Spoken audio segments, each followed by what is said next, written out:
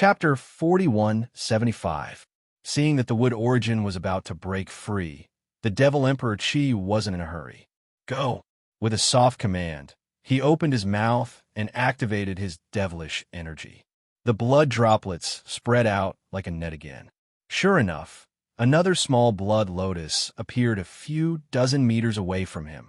The Devil Emperor Qi scanned the area with his devilish senses and saw that many human cultivators were about to make a move.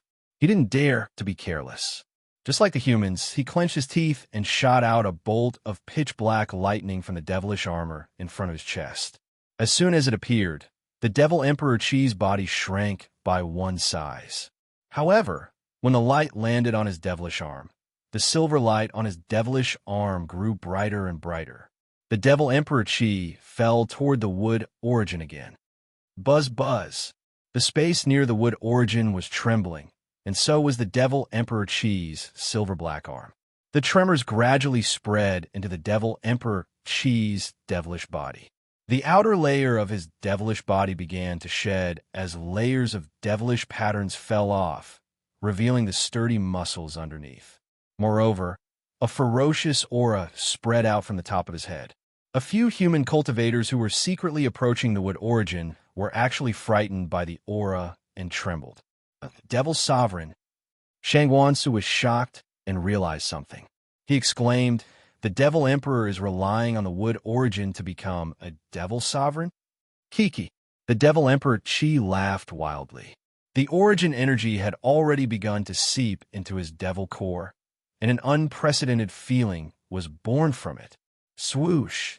At this moment, a clear cry descended from the sky. Yin Che raised his hand and slapped the top of his head. A ray of earthy yellow light shot out, and then a copper coin the size of a fist flew out and landed right where the Devil Emperor Qi was. Following the trajectory of the coin, a faint thin line emerged from the square eye of the coin. This thin line was very strange. It ignored space, demonic senses, and blood lotuses, and pierced through the wood essence. The wood essence spun and came out of the demonic arm of the Demon Emperor Ho, revealing a medium-sized hole in the demonic arm.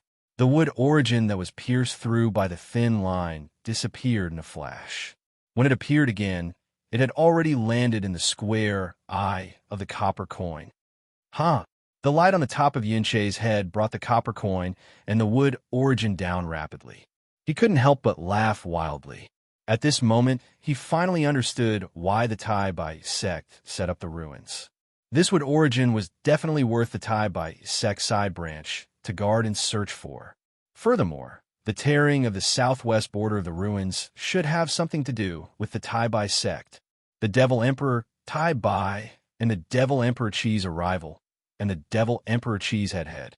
Moreover, Yin Che didn't seem to care to absorb the wood origin into his body to absorb the wood origin, as if he wasn't afraid that the wood origin of the wood to explode his body to explode to pieces. Seeing Yin Che's appearance, many cultivators who had some foundation in the ruins also thought of the same thing. Just as Yin Che was getting carried away and the Devil Emperor Qi was getting flustered and exasperated, Imo Yin Shi suddenly frowned again. Although the Devil Emperor Qi was furious, he didn't use any divine ability to chase after the wood origin. Instead, his actions seemed to be putting on an act.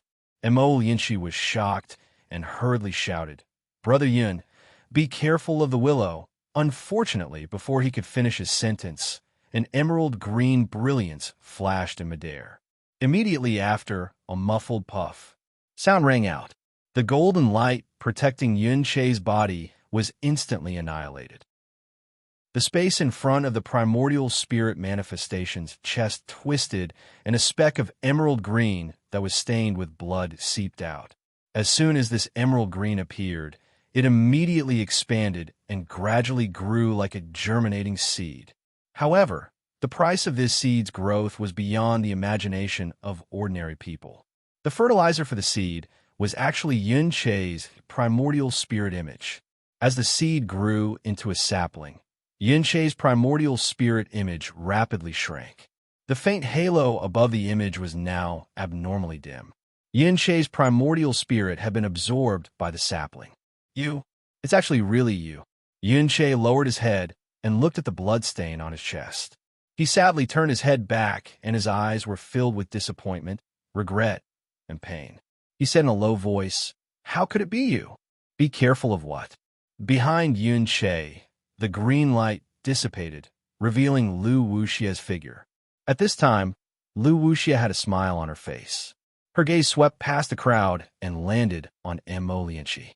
She asked sarcastically, "Be careful of Lu Wuxia?" "That's right." Mo Lianqi's face was also angry and even a little twisted. Seeing the green color on Yin-Che's face, she knew that Lu Wuxia was vicious. She actually used the Misty School's secret art to attack Yin-Che's primordial spirit. She scolded, "Be careful of Lu Wuxia." "Oh, why should I be careful of Lu Wuxia and not Mo Lianqi?" Lu Wuxia raised her hand and flicked her middle finger. A wooden arrow flew out and landed on the copper coin. The wooden arrow made an ingenious turn and landed in her hand with the origin of wood. Her hand was as beautiful as a flower. Looking at the copper coin that imprisoned the origin of wood, Lu Wuxia could not help but smile. "It's very simple." Mo Lianqi looked at Yin-Che's life force fading away with heartache. She said coldly, "When the devil race surrounded the ruins, this Mo had already privately looked for sect Master Yun.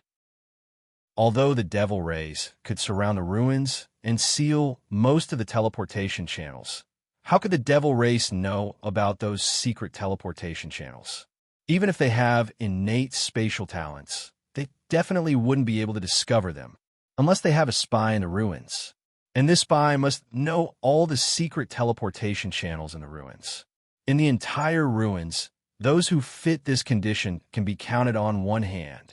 Mo Lianqi looked at Lu Wuxia, as if she wasn't afraid that Lu Wuxia would suddenly attack. Among these people, Sect Master Lu seems to be the most suspicious, right? However, Sect Master Yin didn't care and turned a deaf ear to this Mo's words. "Sigh, as expected, you finally revealed your true colors." Then, Mo Lianqi looked at Yin-Che and asked, "Sect Master Yin, you knew that?" Lu Wuxia was the most suspicious. "Why didn't you guard against her?" Yin-Che looked at Lu Wuxia. All of the regret in his eyes had disappeared, leaving behind only a faint trace of sadness.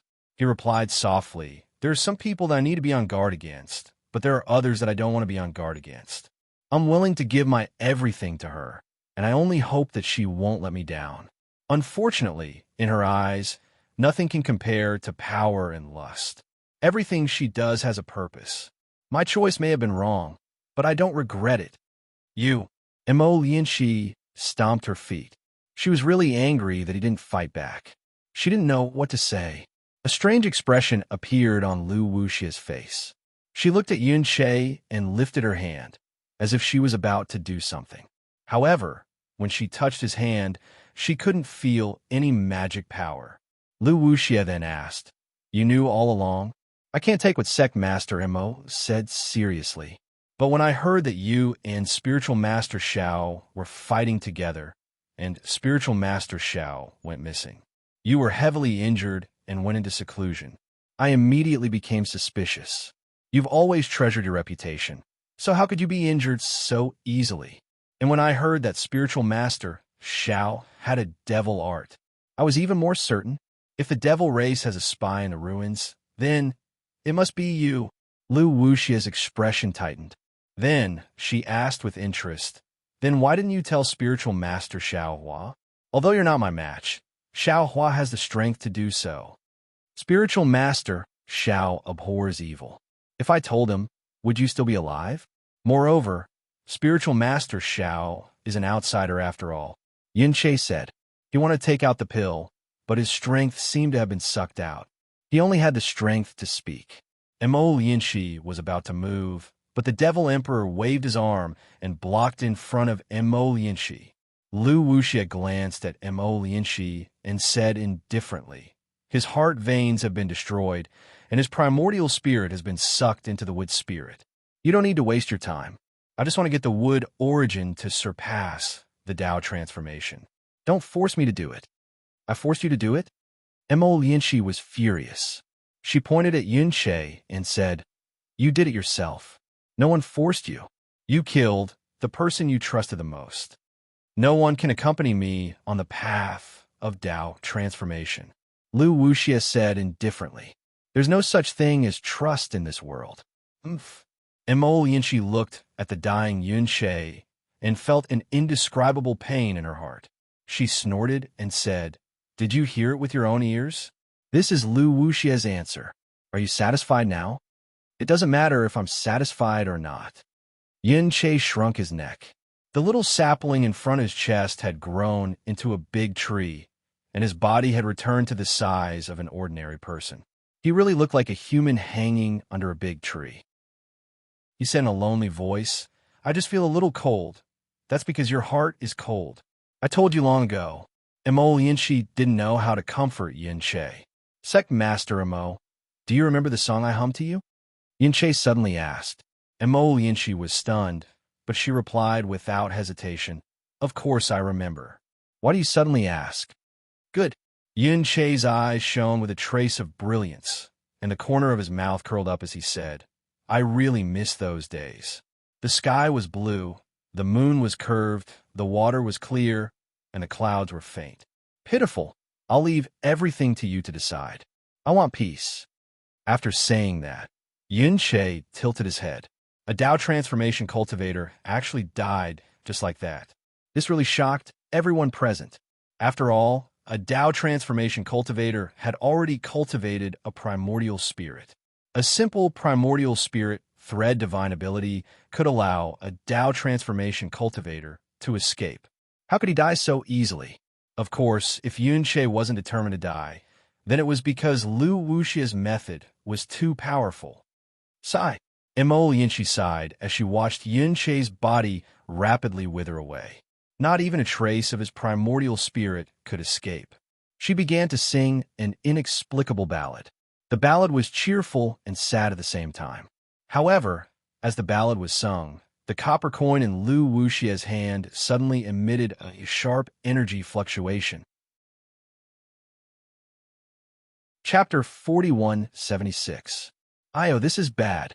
Lu Wuxia sensed this fluctuation and immediately had a bad feeling in her heart. She immediately decided to teleport away, but it was already too late. The copper coin suddenly exploded under the influence of Mo Lianxi's ordinary song. The copper coin was an artifact that could seal the origin of wood, so its explosion was extremely powerful. Lu Wuxia was just about to teleport away when the shockwave had already enveloped an area of 1,000 miles. Not just Lu Wuxia. Even Mo Lianxi, Devil Emperor Qi, and many other human and devil cultivators were trapped. Strands of earthy yellow lightning emerged from the copper coin's explosion. In the blink of an eye, half of Lu Wuxia's head and half of her shoulder were torn apart. Moreover, even more lightning surged out from the cracks and pounced on all the humans and devils within 1,000 miles. Mo Lianxi suddenly came to a realization. She knew that Yunche couldn't kill Lu Wuxia, so he told her the method to kill Lu Wuxia. Moreover, he couldn't face Lu Wuxia's death, so he didn't guard against Lu Wuxia. His heart was filled with grief, and he sped up the song again. However, when he saw how powerful the copper coin was, he hesitated and stopped. In a few breaths of time he stopped, the copper coin's shackles loosened. Devil Emperor Qi immediately laughed sinisterly and stretched his devil arm into the void. Mo Lianxi was shocked and quickly retreated. But after retreating a few miles, Mo Lianxi suddenly discovered that at the place where he was standing before, hundreds of white bones had emerged from the void and pierced into a Mo Lianxi who looked exactly like him. Moreover, several miles to the left of Lu Wuxia, a faint layer of mist was destroyed by the copper coin's explosion as if it had been washed away by water, revealing a completely different world. An illusion formation? Mo Lianxi turned pale with fright. He really couldn't understand how he had fallen into an illusion formation. Moreover, he wasn't the only one. All the human and devil cultivators in the ruins, and even the three devil emperors had fallen into this illusion formation as well. Who in the world had such great divine ability? At this time, Emo Lienchi's face suddenly revealed ecstasy. After all, if this place was an illusion formation, and his body could be transformed, then did that mean everything that had happened before was also an illusion? He could not help but look towards the place where Yun Che had fallen. How he wished that Yun Che's figure could still be standing in the sky right now. Unfortunately, just as he released his divine sense, a faint voice sounded in his ears. Sect Master Mo, don't look anymore. This illusion array was set up by me, but the core of the illusion array is the demonic array's demonic spirit. Fellow Taoists, you're only affected by it. Everything that happened before is real. Previously, when fellow Taoist Yun Che invited this Xiao to be a guest elder to Shindao sect, he already told this Xiao about the spies in the ruins.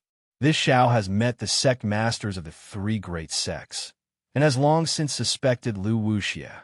However, while I was on guard against Lu Wuxia, I neglected her ambitions. I didn't know that she also coveted the origin of wood. Moreover, you've also seen that this Xiao has to use all his strength to collect the two origin magnetic stones. I don't have any spare energy to guard against her attacking others. However, Sect Master Yin Che's magic treasure is truly powerful. This Xiao is worried about how to kill Devil Emperor Qi. Why don't Sect Master Emo let this magic treasure explode? It'll also fulfill Sect Master Yun's wish. Sect Master Emo, don't be afraid of injuring our human cultivators. This Xiao's illusion array can control a portion of the magic treasure's explosive power, so that the human cultivators won't be injured. Moreover, if we don't kill Devil Emperor Qi now, won't more human cultivators die when he goes crazy later? Although the voice was Xiao Hua's, it was not Xiao Hua who said it. At this time, Xiao Hua was using all his strength to collect the three origin magnetic stones. The one who transmitted the message was the green-robed Xiao Hua. Hearing Xiao Hua's words, Emo Lianqi was shocked. He was clear about Xiao Hua's cultivation level, and he also believed in the divine ability of the incense cult's founder. He believed that Xiao Hua was the incense cult's savior. However, he really could not believe that a mere Dao Transformation Realm cultivator could set up such a huge illusion array and confuse three great devil emperors. Moreover, one of the three devil emperors was the Devil Emperor Qi of the zombie race and the devil spirit of the devil formation. However, at this time, there was no time for him to hesitate. He narrowed his eyes and began to chant the ballad again. Rumble. Tens of millions of yellow thunderbolts flashed in the sky not far away.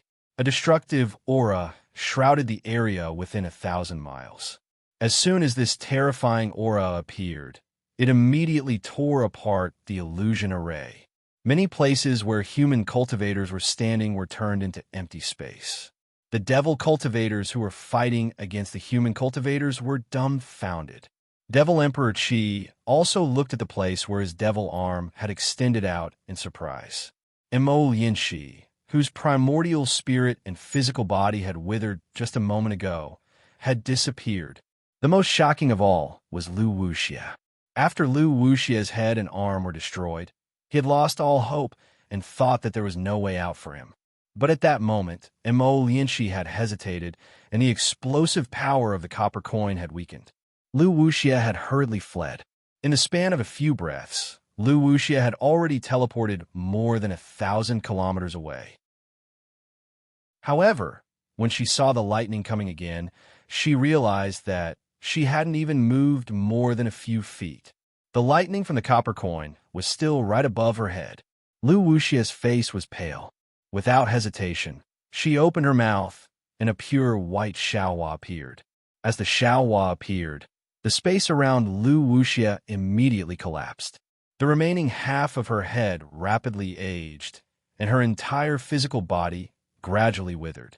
However, the copper coin of the Shindao sect was a divine metal object.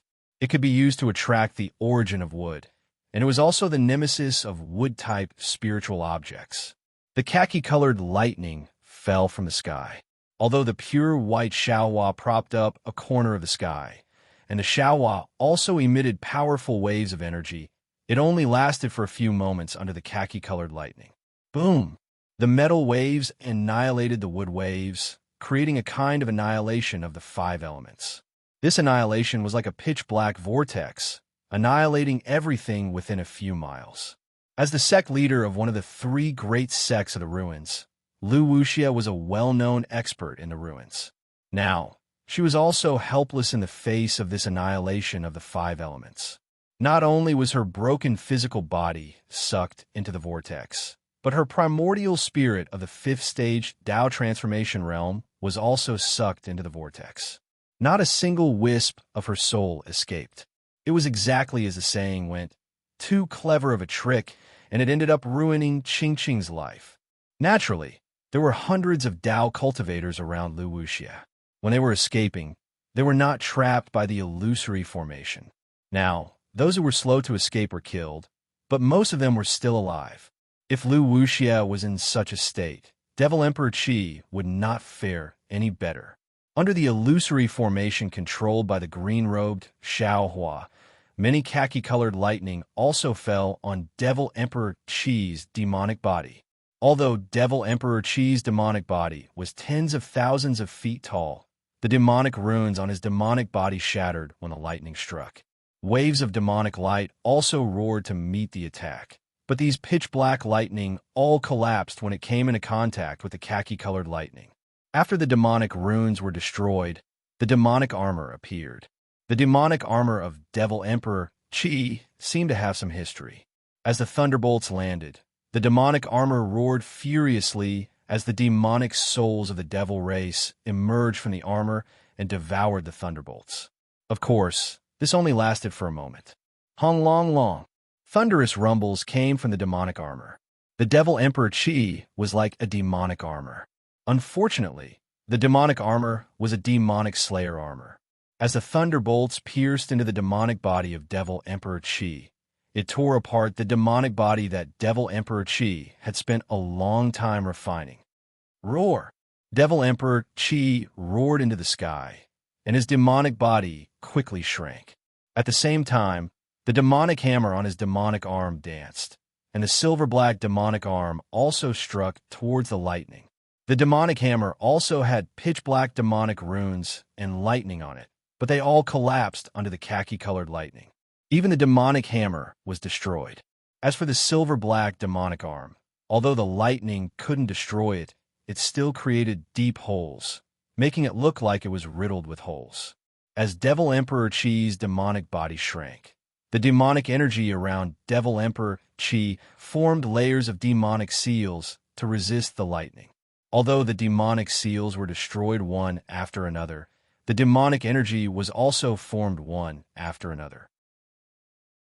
For a time, the lightning couldn't kill Devil Emperor Qi.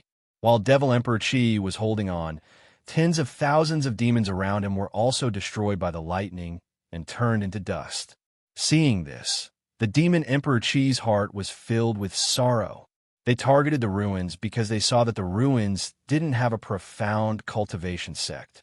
However, he didn't expect that the Taibai sect had already set up a trap in the ruins.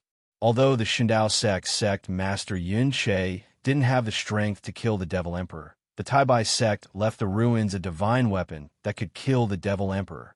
Although this divine weapon was far from being pushed to the limit, the destructive power of the divine weapon was enough to complete the Taibai sect's mission. Crack, crack. All of a sudden, the lightning in the sky disappeared, and the copper coin that had exploded was left with a broken shape in the air. Devil Emperor Qi was stunned. How could he still hesitate? His demonic energy was already exhausted, and if the lightning fell a few more times, he would die. Devil Emperor Qi urged his body, and like a stray dog, he hurriedly fled towards the sky. The moment the thunderbolt stopped, another round of 5 Qi righteous thunders struck down from above Demon Emperor Qi's head. How could Devil Emperor Qi not know that this was the Confucian cultivator Xiao Hua's attack? He hurriedly stretched out his broken demonic arm and grabbed towards the sky. A layer of ripples blocked the 5 energy righteous lightning like a fishing net. However, before he saw the lightning rumble, a kind of fear immediately appeared in his heart, and he fled towards the sky without hesitation. However, just as he moved, and before the demonic shadow appeared, swoosh, a golden light flashed in the sky, and the soaring dragon's scissors slashed across his demonic body. Crack! A clear cracking sound came from his heart, and his demonic core was cut in half by the soaring dragon scissors. Chapter 4177. Yu, Devil Emperor Qi cried out in disbelief. He looked down at his devil body that was rapidly collapsing. Tens of thousands of vortexes were forming inside his devil body, and where his devil core was, wisps of devil flames were gushing out like black blood. A famous expert of the devil realm had fallen in a foreign land just like that. The most terrifying thing was obviously not this. Just as Devil Emperor Qi's devil soul left his body, a strange whirlwind appeared in the air and sucked his devil soul into a bloody place. Devil Emperor Qi didn't even have a chance to resist. Devil Emperor Qi was killed by Xiaohua, and Mo Lianqi's figure appeared not far away. Green-robed Xiaohua also appeared in the air like a god. What's going on? Why didn't you continue with the spell? Green-robed Xiaohua looked at the copper coin in the air and asked Mo Lianqi in confusion. Mo Lianqi's face blushed, and she said in a low voice, "This humble one heard Yin Che sing that ballad in his early years. After so many years, this humble one doesn't remember it too clearly. He." Green-robed Xiaohua laughed mischievously. He raised his hand and grabbed the broken copper coin in his hand. He said with a smile, "If you finish singing, then this copper coin would also be finished. It's fine now. Let this poor Taoist take this thing to buy buns." Taoist? Mo Lianqi was shocked. She hurriedly reached out and said, "This is something that Yin Che wore when he was young. Can Taoist give this thing to this humble one as a memento? You want Yin Che's things? Easy, you can pick one yourself." Green-robed Xiaohua smiled and said as he took out a spatial ring from his chest and handed it to Mo Lianqi. When Mo Lianqi saw this, she almost fell from the air. Wasn't this spatial ring Yin Che wore on his finger? She didn't know when green-robed Xiaohua took it. Taking a deep breath, Mo Lianqi begged, "Taoist, this spatial ring is a symbol of the Shindao sect's sect master. This humble one thinks it's better to leave it to the Shindao sect." "Oh, that's true." Green-robed Xiaohua rubbed his chin, as if he were thinking of something. After a moment, he said, "Then let's return this spatial ring to the Shindao sect." Mo Lianqi was helpless. She could only bluntly say, "Taoist master, it's not just the spatial ring. The things inside must also be returned to the Shindao sect." "That won't do." The green-robed Xiaohua immediately shook his head like a rattle drum. "This spatial ring was picked up by... How can you return it just like that?" Mo Lianqi was speechless. He thought for a moment and probed. "Spiritual master, the cultivators of the ruins have suffered great losses. In today's battle, many sect leaders have fallen. Among the 3 major sects, the leaders of the Misty School and the Shindao sect have lost their lives. The 2 sects are showing signs of decline. If you don't return the Shindao sect's things to the Shindao sect, the Shindao sect will no longer be one of the 3 major sections. It will definitely decline. Didn't Taoist Master Xiao say it before? He is a guest elder of the Shindao sect. Do you want him to be a guest elder of a small sect? The Shindao sect is reduced to a second-rate sect because of a spatial ring? How is this possible? However, what you said makes some sense. After all, Xiaohua is a guest elder of the Shindao sect. I can't go too far." Green-robed Xiaohua scratched his head, thought for a moment, and handed the spatial ring to Mo Lianqi and said, "Then I'll have to trouble you to transfer this thing to the Shindao sect." "Okay." Mo Lianqi took the spatial ring. Just as she said okay, her face changed slightly. Because the spatial ring was very empty, there were no materials. Elixirs and so on were gone. Only jade slips and other things were left in it. Emo Lianxi opened her mouth, but looking at green-robed Xiaohua, she knew that no matter what she said, he wouldn't admit it. Emo Lianxi thought for a moment and had no choice but to put away the spatial ring. Looking at the many primordial spirits in the distance who were still urging their magic power to suppress the multicolored light, she asked in a low voice, "Taoist Master Xiao, is it still not enough?" "Damn it, of course it's not enough." Green-robed Xiaohua cursed and said, "Who knew that refining the 5 elements wishful heaven staff would be so difficult? This is just the blood-refining stage, and so much magic power is spent. How can I refine it in the future?" Five elements wishful heaven staff. Emo Lianxi was dumbfounded. Of course, she had heard of the fame of the ancient vicious weapon. She didn't think that the human race of the cultivation world could refine such a divine object. Wasn't this wishful thinking? Unfortunately, how could Emo Lianxi dare to say half a word at this time? He still had to fill up the things in Yun Che's spatial ring. And he also had to think about how to explain this to the Shindao sect elders. He didn't want to cause any more trouble. However, there was no need for him to say anything. Suddenly, a thunderous sound came from the mountain range in the distance. Several demonic pillars rose out of thin air, and the figure of a demon emperor strangely appeared in the middle of the demonic pillars, causing Emo Lianxi to tremble in fear. He, green-robed Xiaohua, smiled, waving the Kunlun mirror in his hand, and said, "Sect Master Emo, are you interested in watching a show with me?" "Of course." Emo Lianxi nodded without hesitation. She really wanted to see how magical Xiaohua's illusion array was, and how this illusion array killed the other 2 demon emperors. "Let's go." Green-robed Xiaohua called out, and the Kunlun mirror in his hand emitted a multicolored brilliance. The brilliance fell in the air and turned into pitch-black demonic energy. As the demonic energy rolled, a huge demonic space appeared. Moreover, within the space, Xiaohua, green-robed Xiaohua, and the others rushed towards the demonic pillars in the middle of the mountain range at lightning speed. Emo Lianxi's divine sense swept over Xiaohua and the others. It was no different from what he saw before. But when he turned his head to look at the previous location, Xiaohua and the others were still in the middle of the multicolored light. Sigh.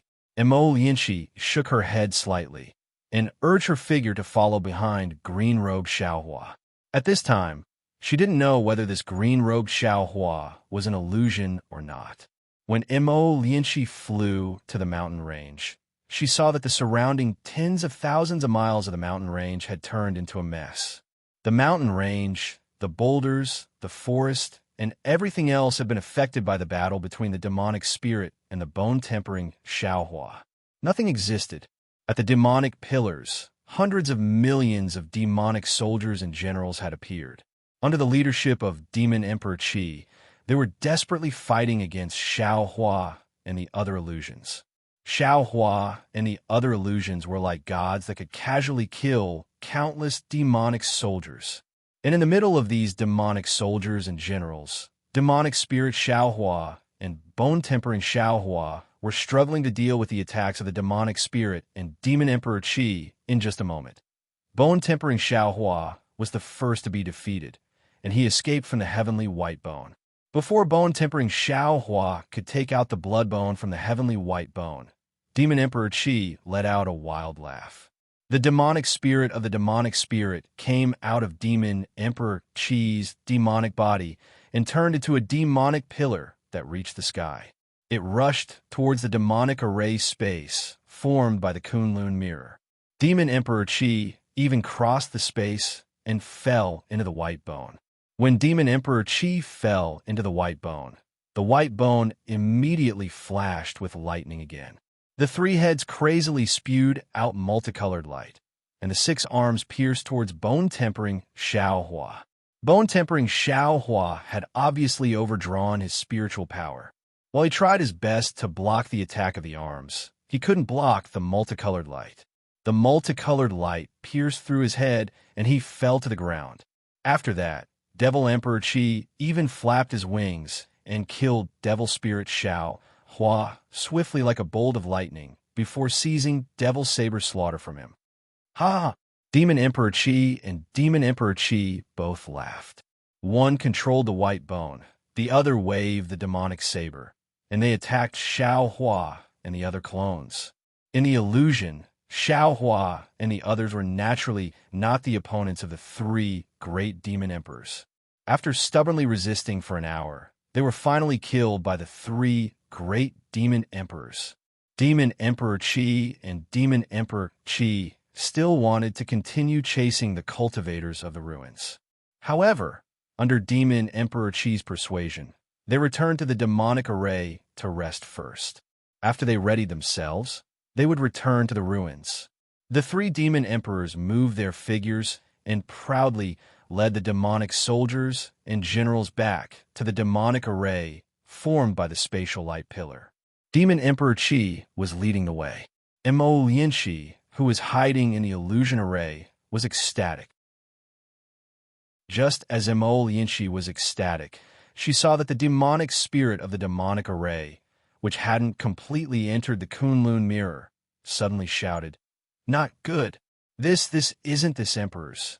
Moreover, as the demonic spirit of the demonic array roared, waves of fluctuations were generated from the demonic Qi pillar that he turned into, destroying the illusion array nearby.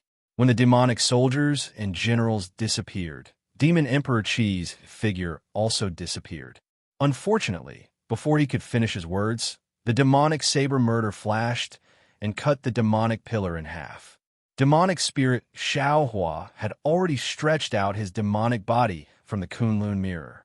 The demonic Qi of the blood-dripping paradise was generated, and like a torrential river, it swallowed the remaining demonic Qi of the demonic array's demonic spirit.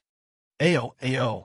The demonic spirit of the demonic array howled crazily, tried to escape from the Kunlun mirror. However, demonic spirit Xiao Hua was also a demonic spirit that had lived for God knows how many years. He was very familiar with the demonic array's demonic spirit's weakness. After a few rounds of swallowing, he firmly controlled the demonic spirit and dragged him into the Kunlun mirror. At the same time, a powerful suction force was generated from the Kunlun mirror, firmly enveloping Demon Emperor Qi and Demon Emperor Qi at the same time. Tens of thousands of thunderbolts were generated from Xiao Hua's body and landed on the Kunlun mirror. Demon Emperor Qi seemed a little surprised, seeing the demonic soldiers and generals around him disappear, and Demon Emperor Qi also turned into nothingness. He didn't dare to believe that everything he killed was an illusion. In particular, when the white bones around him also turned into nothingness, he understood that his formless demonic body was hurriedly fleeing for his life. As for Demon Emperor Qi, he already had a warning in his heart. When the demonic saber in his hand disappeared, he didn't stop at all. The wings on his back spread out, and the demonic horn on his forehead produced a space-tearing force. Demon Emperor Qi's figure rushed into the space crack at extremely fast speed, and before Demon Emperor Qi could say anything, he disappeared from the illusion. Damn it! Green-robed Xiao Hua angrily cursed. The Kunlun mirror emitted a dazzling light that swept across Demon Emperor Qi's demonic body. With a sizzling sound, more than half of Demon Emperor Qi's demonic body was destroyed.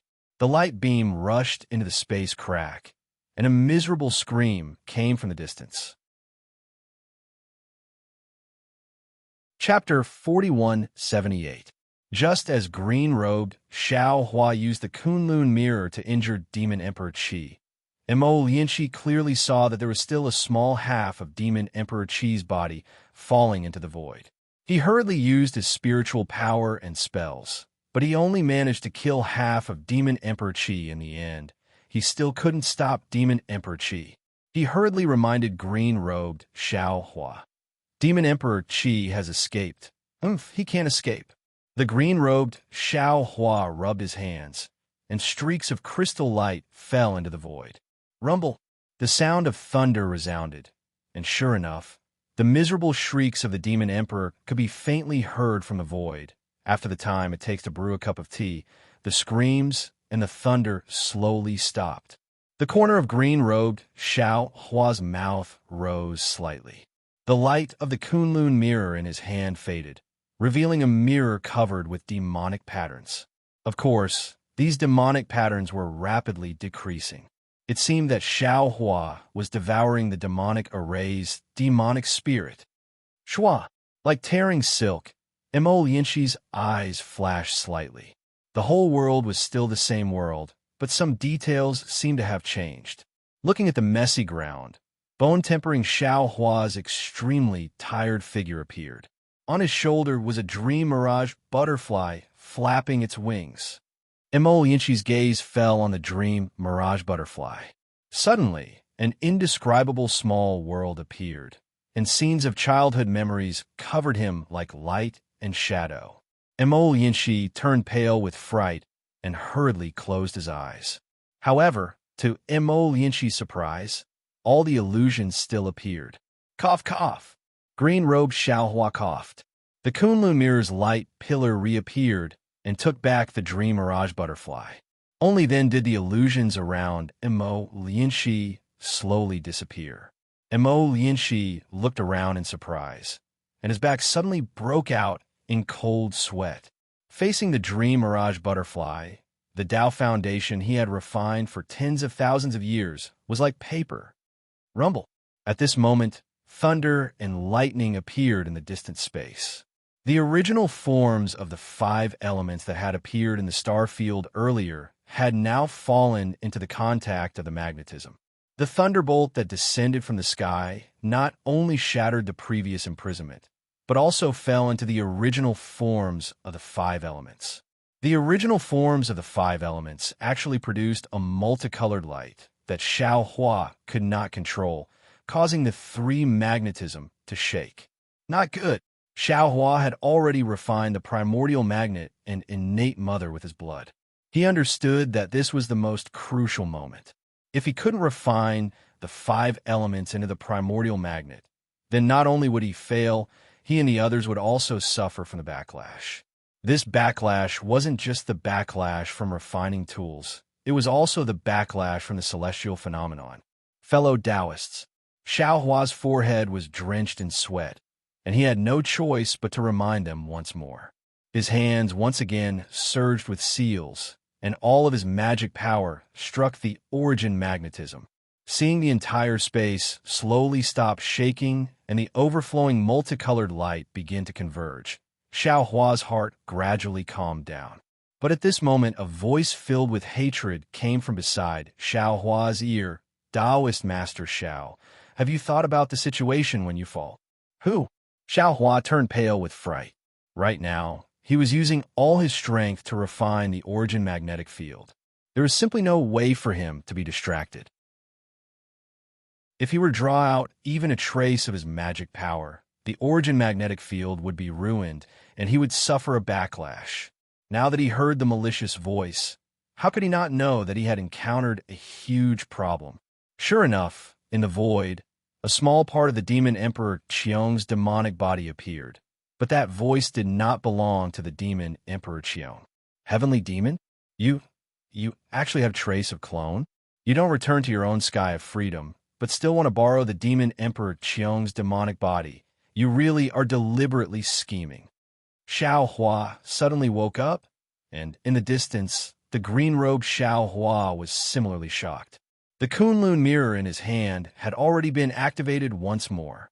Whatever this king wants to kill, no matter if it is a human, immortal, or Buddha, this king has never failed.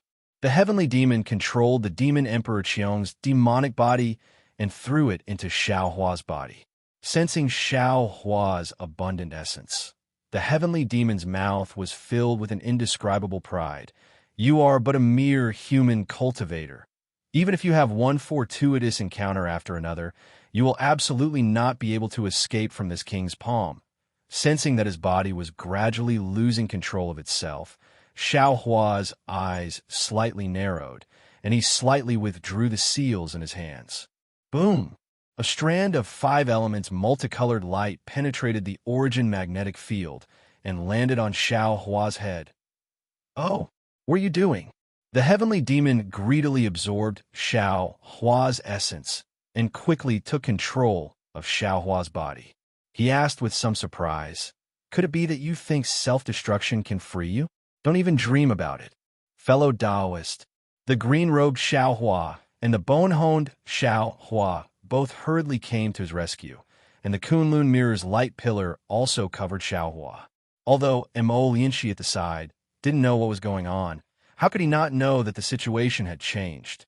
However, at this critical moment, a powerful fluctuation appeared on Xiao Hua's head. At the location of the 5 elements multicolored light, a thumb-sized emerald green light spot suddenly appeared. This light spot was extremely bright, and it shone so brightly that Mo Lianxi hurriedly closed his eyes. A strange thought immediately emerged from the bottom of his heart. Wood origin. Xiao Hua can actually capture the wood origin. Damn it, all the benefits have been taken by him. We cultivators of the ruins can't even get a mouthful of soup. It was exactly as Mo Lianxi thought. As soon as the emerald green wood origin fell, emerald green flames instantly appeared around Xiao Hua's body, igniting every part of his body. Even the bodies of dragon bloodline Xiao Hua and the bone-honed Xiao Hua's clones also lit up with this emerald green flame. The heavenly demon and the demon emperor howled at the same time in Xiao Hua's body. Damn it, damn it. What is this? The heavenly demon's remnant body and the demon emperor's body had never been tempered by the origin power, so of course they didn't know what the origin power was. However, what they knew was that their devil bodies couldn't withstand the burning of the origin power. At this moment, Xiao Hua's body was completely enveloped by the origin power. Even if they wanted to escape, they couldn't. Walking into a trap, lifting a rock, and smashing it on their own feet, this was probably the best way to describe their current situation. In just the blink of an eye, the 2 Devil Realm experts were completely annihilated. As for Xiao Hua, he had borrowed the power of the origin source to easily refine the origin magnet. After putting the origin power into the space, Xiao Hua's many clones all sat cross-legged in the air, guiding the origin power of wood to temper their bodies. Mo Lianxi looked at Xiao Hua with some envy. He knew that even if he obtained the origin power of wood, he would absolutely not dare to use it like this. Although Xiao Hua was lucky, he also had the confidence to be lucky. Mo Lianxi didn't dare to disturb Xiao Hua and the others' meditation. He flew into the sky and released his divine sense. At this moment, although 2 of the 3 demon emperors surrounding the ruins had been killed, and the remaining one had escaped, the Taoist devil war wasn't over. The devil race was still fighting fiercely with the human race everywhere. Even in the southwest border, there were still many demon monarchs leading demon soldiers and demon generals fighting against the conference hall's troops. It was just that all the human race and devil race viewed Xiao Hua's location as a forbidden area and no one dared to approach. Sigh. Mo Lianxi sighed. Looking at the dark clouds covering the demonic array, he knew that the task of the war was still very difficult. However, after sighing, he smiled. Although it was difficult to break this demonic array, as long as Xiao Hua was willing, the ruins would be able to see the light of day sooner or later. Woo-woo. Just as Mo Lianxi sighed, the Kunlun mirror beside the green-robed Xiao Hua produced a whistling sound. Light flashed inside, and the devil spirit Xiao Hua flew out. At this moment, the devil spirit Xiao Hua seemed to be much more spirited. He nodded at the green-robed Xiao Hua, and then his figure teleported into the sky. The following scene completely stunned Mo Lianxi. The devil spirit Xiao Hua raised his head, opened his mouth, and spat out a stream of devil chi that crashed into the devil pillar in the demonic array. Then, the devil pillar crazily rolled and quickly returned to the demonic array. The devil race hiding inside the devil pillar were all exposed. Just as these devil race were baffled, the devil pillar fell into the demonic array, and then the entire demonic array began to boil. It turned into a torrent of devil chi and devil flame that followed the devil spirit Xiao Hua's devil chi into his stomach. The hundreds of millions of devil race were slowly exposed in the star field. With the disappearance of the demonic array, the brilliance of the three suns began to sprinkle over the entire earth. Looking at this crazy scene, Immerse couldn't recover for a long time. She thought that Xiao Hua would have to spend a lot of energy to break the demonic array, but she didn't expect that the devil spirit Xiao Hua, who swallowed the demonic array's devil spirit, could break the entire demonic array in a snap of his fingers. However, the demonic array disappeared, but the devil race didn't panic too much. All the devil race reorganized their troops and attacked the ruins again. As for the human race in the ruins, seeing the disappearance of the demonic array, each and every one of them saw the hope of survival. Under the command of the conference hall, all the sects no longer held back and sent out their disciples to fight the devil race in the sky, in the forest, or by the river. In the sky, the devil spirit Xiao Hua spent a dozen days absorbing the demonic array. When the last wisp of devil chi fell into his stomach, Xiao Hua and the others beside him also let out a soft cry and withdrew their Dharma forms. The originally khaki-colored bone honing Xiao Hua stopped the Big Dipper magical fist, and 10% of his body turned emerald green. Good. Xiao Hua looked left and right, then bowed and said, "Fellow Taoists, you've worked hard. Fellow Taoists, you've worked hard." The clones all smiled and returned the greeting. Xiao Hua's divine sense swept across the ruins and said with a smile, "Now, the human race in the ruins is evenly matched with the devil race, and even has the upper hand. That devil emperor Qi has also been seriously injured by us and is no longer a threat. We can kill some devil monarchs and lend the ruins a hand. How about it?" "Very good." The clones responded and were about to move. At this time, a layer of strange fluctuation suddenly appeared in the sky.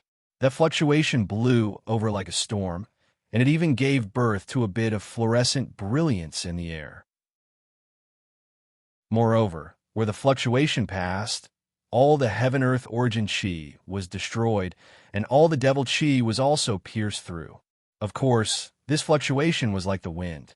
After it swept over, the heaven-earth origin chi also recovered extremely quickly, and the devil chi also recovered to its original state. Chapter 4179. Great Desolate Starstorm. Xiao Hua was shocked. Looking at the direction of the fluctuation and the remaining fireflies in the sky, he hurriedly shouted, How? How did it come so fast? Fellow Taoist." Just as Xiao Hua's voice landed, Soul Cultivator Xiao Hua immediately exclaimed in ecstasy, "The great snow mountain's divine sense mark is clear again. It must be that after this demonic array is destroyed, the great desolate starstorm will also break through the barrier between the two realms. I can sense the great snow mountain. Great." Xiao Hua was overjoyed and hurriedly ordered, "Fellow Taoists, quickly return to your positions. We will activate the south diverging north technique right now." How could bone-tempering Xiao Hua and the others dare to stay for a moment longer? They all entered Xiao Hua's body. Not far away, Immerse was very puzzled and hurriedly urged his figure to come over and ask. When Soul Cultivator Xiao Hua entered Xiao Hua's body, he still exhorted, "Fellow Taoist, don't rashly activate your soul technique. Our cultivation is not enough. When crossing the barrier between the two realms, it's best to use the teleportation array." "And I know." Xiao Hua nodded. Seeing Immerse flying over, he waved his hand and said, "Sect Master Mo, the great desolate starstorm has already arrived. You all should quickly make a plan. The demon race is also afraid of this great desolate starstorm and will definitely withdraw their troops early. I promise your ancestors matter. I will definitely accomplish it. You should also help I a little. I have a disciple." At this point, Xiao Hua's heart trembled. He hurriedly shut his mouth and shouted, "You don't need to care about I's matter. Quickly inform the discussion hall about the great desolate starstorm." Yinshi was somewhat puzzled as to why Xiao Hua didn't say anything. However, when he heard about the great desolate starstorm, his heart was also in chaos. He cupped his hands and said, "All right, I will inform the discussion hall. Taoist, please return to the soaring Dragon Mountain range to arrange your disciple." Finished speaking, Yinshi hurriedly left. Xiao Hua's divine sense swept over and teleported towards the teleportation array. Naturally, there was a fierce battle between the human race and the devil race near the transmission array, but Xiao Hua's arrival did not attract the attention of the human race or the devil race. Xiao Hua's figure paused in the air for a moment, his eyes looking around, looking at the place where the battle once took place. He transmitted a few words to Wu Tian, telling him to prepare to come out and look for an opportunity to leave. He then descended into the ground, closed his eyes, and meditated for a moment, then entered the transmission array. After that, Xiao Hua used the going south, going north technique to confirm the location marked by the Great Snow Mountain's divine sense, and activated the transmission array and soul technique. Seeing a transmission channel appear in the void, Xiao Hua stepped into it. The moment his figure disappeared, he did not forget to turn his head to look at ruins. He knew that once he went in, he would not be able to see ruins again in this life, and he would not be able to see Yu Mingxin, who had some feelings for him. What Xiao Hua didn't expect was that when his figure entered the transfer channel slowly closed, and the transfer array under the ground slowly stopped operating. Another demon flapped his wings and flew over. Wasn't he the demon General Sakura that Xiao Hua had seen in the demon array before? At this time, Sakura was in a rather sorry state. There were many lacerations on his demon wings. Not only were devil flames seeping out of these wounds, but his white demon bones were also exposed. What was special was that some devil chi was uncontrollably emitting from the wounds. He looked like a sparrow with its tail on fire. When Sakura flew close to the teleportation array, the demon horn on his forehead suddenly produced a layer of faint devil halo. Sakura's face immediately became nervous. However, when he scanned the surroundings with his devil sense, he didn't find anything abnormal. His nervousness was replaced by ecstasy. Immediately after, the devil chi around Sakura's body surged. The halo on his demon horn became brighter and brighter. His figure flew towards the teleportation array that Xiao Hua was teleported to. When he landed in the sky above the teleportation array, a wave of energy shot out from his demon horn. It was precisely aimed at the underground space where the teleportation array was about to close. However, this wave of energy was weak when it landed in the void. It couldn't open the restriction of the teleportation array. Sakura turned his head to look. It seemed that there were pursuers behind him. He clenched his teeth and took out a triangular bronze magic weapon from his demon palm. This magic weapon had a faint wave of energy. Moreover, the wave of energy was already disorderly. Obviously, the array inside was already on the verge of collapse. Sakura threw this magic weapon into the wave of energy from his demon horn. That magic weapon was hidden in the void by him using a secret technique from the demon realm. Soon after, he flew another 100 feet forward and fell on the ground. His entire body was twitching slightly on the ground. He looked like he was already exhausted. "Quick, senior brothers, that demon general is over there." Sakura had just set up an ambush when a slightly weak divine sense swept over from afar. Then, Yu Mingxin's voice came through while gnashing his teeth. "She's already seriously injured and can't hold on any longer. Let's join hands and kill her to avenge senior brother Chongming and the others." After Yu Mingxin, who was holding a long whip and wearing a silk handkerchief on her face, appeared, Yang Haoya, who was holding a long sword, also flew out. After seeing Sakura's appearance, he immediately pulled away from Yu Mingxin and flew towards Sakura in a fan shape. He even shouted, "That's right, this guy is too cunning." He actually set up an ambush next to the teleportation array and killed senior brother Chongming. "If I don't avenge senior brother Chongming today, I won't be able to eat or sleep in peace in the future. Be careful." After flying for a while, Wan Wuxin also flew over with a long saber in his hand and warned, "I'm afraid there's an ambush here." Humph! The heaven-earth origin chi here is not only abundant, but also chaotic. There's no trace of devil chi. Yang Haoya coldly snorted, "If you say there's an ambush by my Tao disciples, I can still believe it." "That's right, little sister also doesn't believe it." Yu Mingxin raised her head and looked at the sky. The devil chi there had already dissipated and the rumbling sound was incessant. She said, "The devil race's devil array has already been destroyed by Senior Shao and the rest. Sooner or later, the devil race will be driven out of the ruins by our human race. How can they still set up an ambush here?"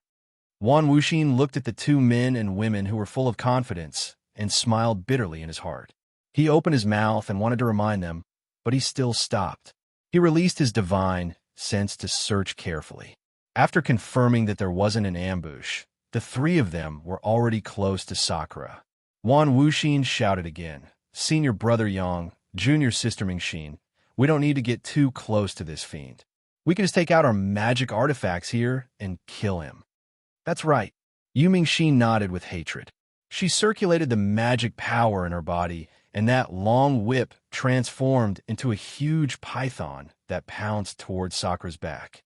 Yang Haoya didn't dare to be negligent. He also raised his long sword, and the sword chi was like a rainbow. It tore through the air and fell towards Sakura's head. Wan Wuxin waved his long sword, and a crimson-red sword shadow came out from his body. It let out a rumbling sound and fell towards Sakura's back like a huge millstone. Just as the three of them took out their magic artifacts, Sakura's body that was lying down didn't change. His head that was facing away from everyone suddenly turned around strangely, and his face revealed a mocking and ridiculing expression. "Not good." Wan Wuxin was alarmed. He circulated the magic power in his body and wanted to retreat quickly. Unfortunately, he was still too late. Just below the three of them, that magic artifact that was hidden in the void revealed itself. The fluctuations on the magic artifact were abnormally chaotic. A surge of energy gushed out from the magic artifact and enveloped the surrounding few miles. Although Yu Mingxin, Yang Haoya, and Wan Wuxin were already alerted, and each of them circulated their magic power to protect themselves, that magic artifact that Sakura had obtained from an unknown place had an extremely strong explosive power. That violent force closed in and knocked the three of them into the sky.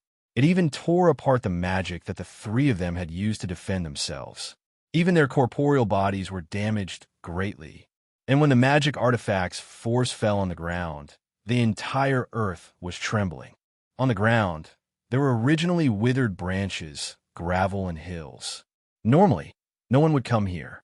After the impact force passed, the wilderness was cleared out and an open space was formed. What was special was that under the open space, a layer of mysterious restriction was torn apart. Even more chaotic and frightening chi of heaven and earth surged out from the ground. The heavy rumbling sound was also exposed. Although the naked eye couldn't see through the ground, Sakura's devil sense could see clearly. Wasn't that a transmission array that was about to stop? Joy appeared on Sakura's face. His devil body that was lying on the ground suddenly flapped his wings, and his entire body suddenly rushed into the transmission array. However, with a flash of brilliance in the transmission array, his body was actually about to disappear. Without waiting for Sakura's body to disappear, Yu Mingxin, Yang Haoya, and Wan Wuxin flew to the sky above the transmission array at the same time. The three of them were wearing ragged clothes, and there were bloodstains all over their bodies. It was obvious that they were severely injured. However, when the three of them scanned with their divine senses, they were all shocked. Wan Wuxin cried out, Why is there a transmission array here? This devil general is escaping. Chase! Yu Mingxin shouted without hesitation. Her body swayed, and she executed an escape technique to pounce into the transmission array. Junior sister Mingxin. Yang Haoya hurriedly cried out. This transmission array appeared for no reason. Could it be the devil general's scheme? It can't be. Wan Wuxin had long understood what was going on. This is our Taoist transmission array. Although I don't know why this devil general is able to activate it, and I don't know why he doesn't use vital stones. Since it's our ruins transmission array, it must be used by the human race. This demon must have been a blind cat running into a dead mouse to find this place. If he wants to use this transmission array to escape, how can we let him do as he wishes? Wan Wuxin's thoughts were meticulous. Yu Mingxin and Yang Haoya had always believed in him. Although Yang Haoya was still somewhat hesitant, Yu Mingxin was eager for revenge. When she heard Wan Wuxin's agreement, she had already executed her escape technique and rushed into the transmission array. Since Yu Mingxin was moved, Yang Haoya and Wan Wuxin didn't dare to delay and rushed into the transmission array at the same time. At this moment, in that transmission array, Sakura's figure had just disappeared. When the three of them entered, the transmission array let out a final rumble. After sending the three of them into the transmission array, it immediately stopped. However, in just a moment, the brilliance gradually receded and the fluctuations of the heaven and earth vital energy also died down. The great battle in the ruins was still ongoing. Xiaohua and Sakura both teleported away. Yu Mingxin, Yang Haoya, and Wan Wuxin also chased after them. As for what was at the other end of the transmission array, Xiaohua knew in his heart. The other devil general and the three human cultivators didn't know.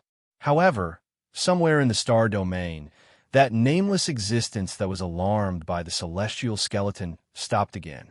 His body flickered with a strange brilliance, and he stuck his head out from the starlight.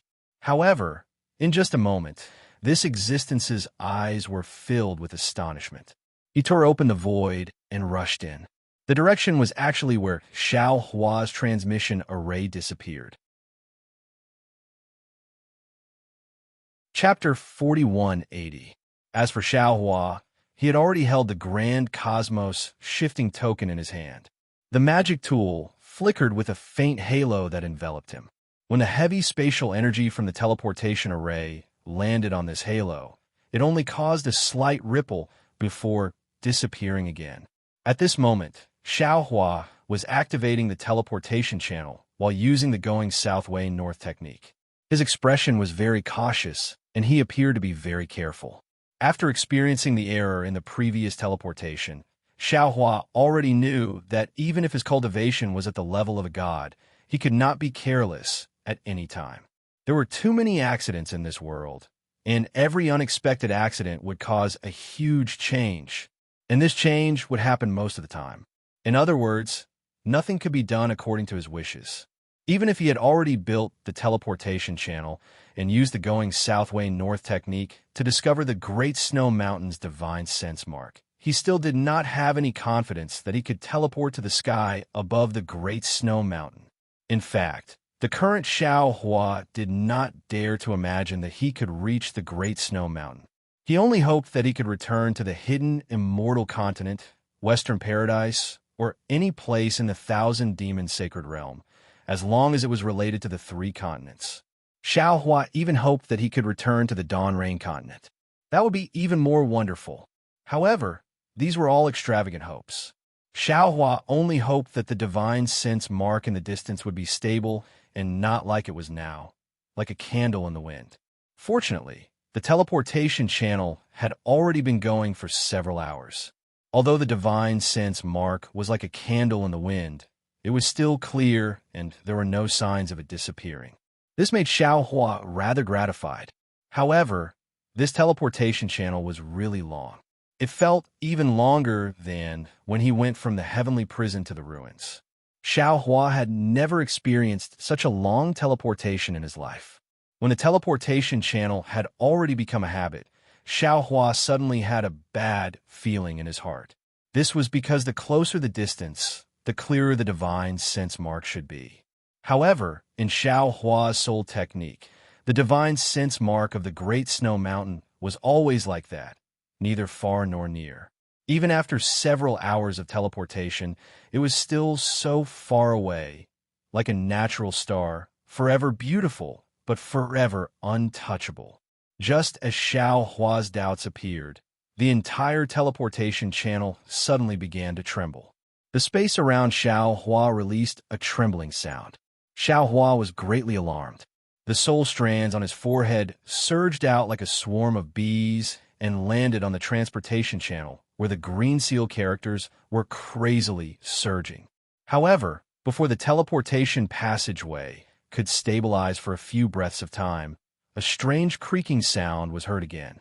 It was like a wooden boat being unable to bear the weight of the waves. After that, Xiao Hua watched helplessly as the teleportation passageway seemed to be stretched by a large hand. Even his own body became flat and slender along with the passageway. Up, Xiao Hua tried to call out. His voice was very soft, but it was also extremely long. When Xiao Hua's figure was distorted by the time, and every part of his body was fluctuating to different degrees, Xiao Hua understood that he was once again in a turbulent flow of time.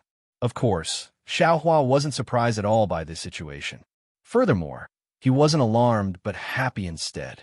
The existence of the turbulent flow of time made it clear that he wanted to leave the ruins, leave the star field where the ruins were located. In other words, he wanted to leave the upper realm where the primordial spirit was cultivated and return to the hidden immortal continent where he was familiar with cultivating the nascent soul. However, when the four walls of the teleportation channel slowly became transparent, the green seal characters, runes, and even the fluctuations of magic power were slowly erased. Xiao Hua himself was distorted to the point where he was almost unrecognizable. Perhaps he was just like a light shadow or a fluctuation. Only then did Xiao Hua start to feel fear. At this moment, his magic power disappeared, his divine sense disappeared, his soul consciousness disappeared, and the soul technique that controlled the teleportation channel disappeared. Even his thoughts were slowly being pulled out. His eyes were pitch black. A deathly stillness that was even quieter than the heavenly prison began to pass through his body and rush into his mind. He couldn't control his own body, and he couldn't control his steps even more. A kind of ignorant terror pervaded Xiao Hua's heart. He was like a mortal walking alone in a pitch-black mountain in the middle of a pitch-black night. Xiao Hua was fearful of the unknown things in front of him. What is that? Just when Xiao Hua was feeling helpless, in the boundless darkness, he saw a hazy brilliance. A ribbon of light appeared in Xiao Hua's vision. This light was very strange. It was like a complete ribbon of light that was cut off. Moreover, it twisted at the place where it was cut off and reconnected again. Above this time knot, rays of light that were as bright as swimming fish flickered and surged. These rays of light didn't need to leave one side of the light knot and could easily flow to the other side. Xiao Hua was a little dumbstruck by this sight. Seeing the light knot, Xiao Hua's figure suddenly sped up. His distorted figure was even more like a light shadow being cut apart, turning into pieces. Could it be that I'm still in the teleportation channel? Xiao Hua suddenly came to a realization. But in this space-time turbulence, I can no longer see the teleportation channel. Just when Xiao Hua came to a realization, he suddenly lowered his head again. He pulled his gaze away from the vision in the distance and looked at his own body. At this time, his body was no longer in shape. It had already turned into pieces of light shadows. These light shadows didn't follow any rules. Moreover, as the teleportation channel sped up, these light shadows were cut again, turning into smaller light shadows. This happened a few times. Before the light knot, Xiao Hua's figure was already formed from small particles. Xiao Hua suddenly had a flash of inspiration. He recalled the time when he followed Fairy Hong Xia into the ancestral shrine star in the millions of Meng Mountains. At that time, didn't he turn into a particle? Could it be that, by turning into a particle, I can fly faster? Could it be that in this star field, only the particle form is the best state to fly?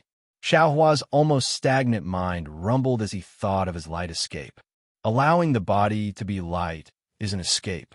Light is formless and intangible. How can I allow the body to be light? Since light can shine in this star field, could it be that light is also in the form of particles? Xiao Hua seemed to have touched the door of light escape.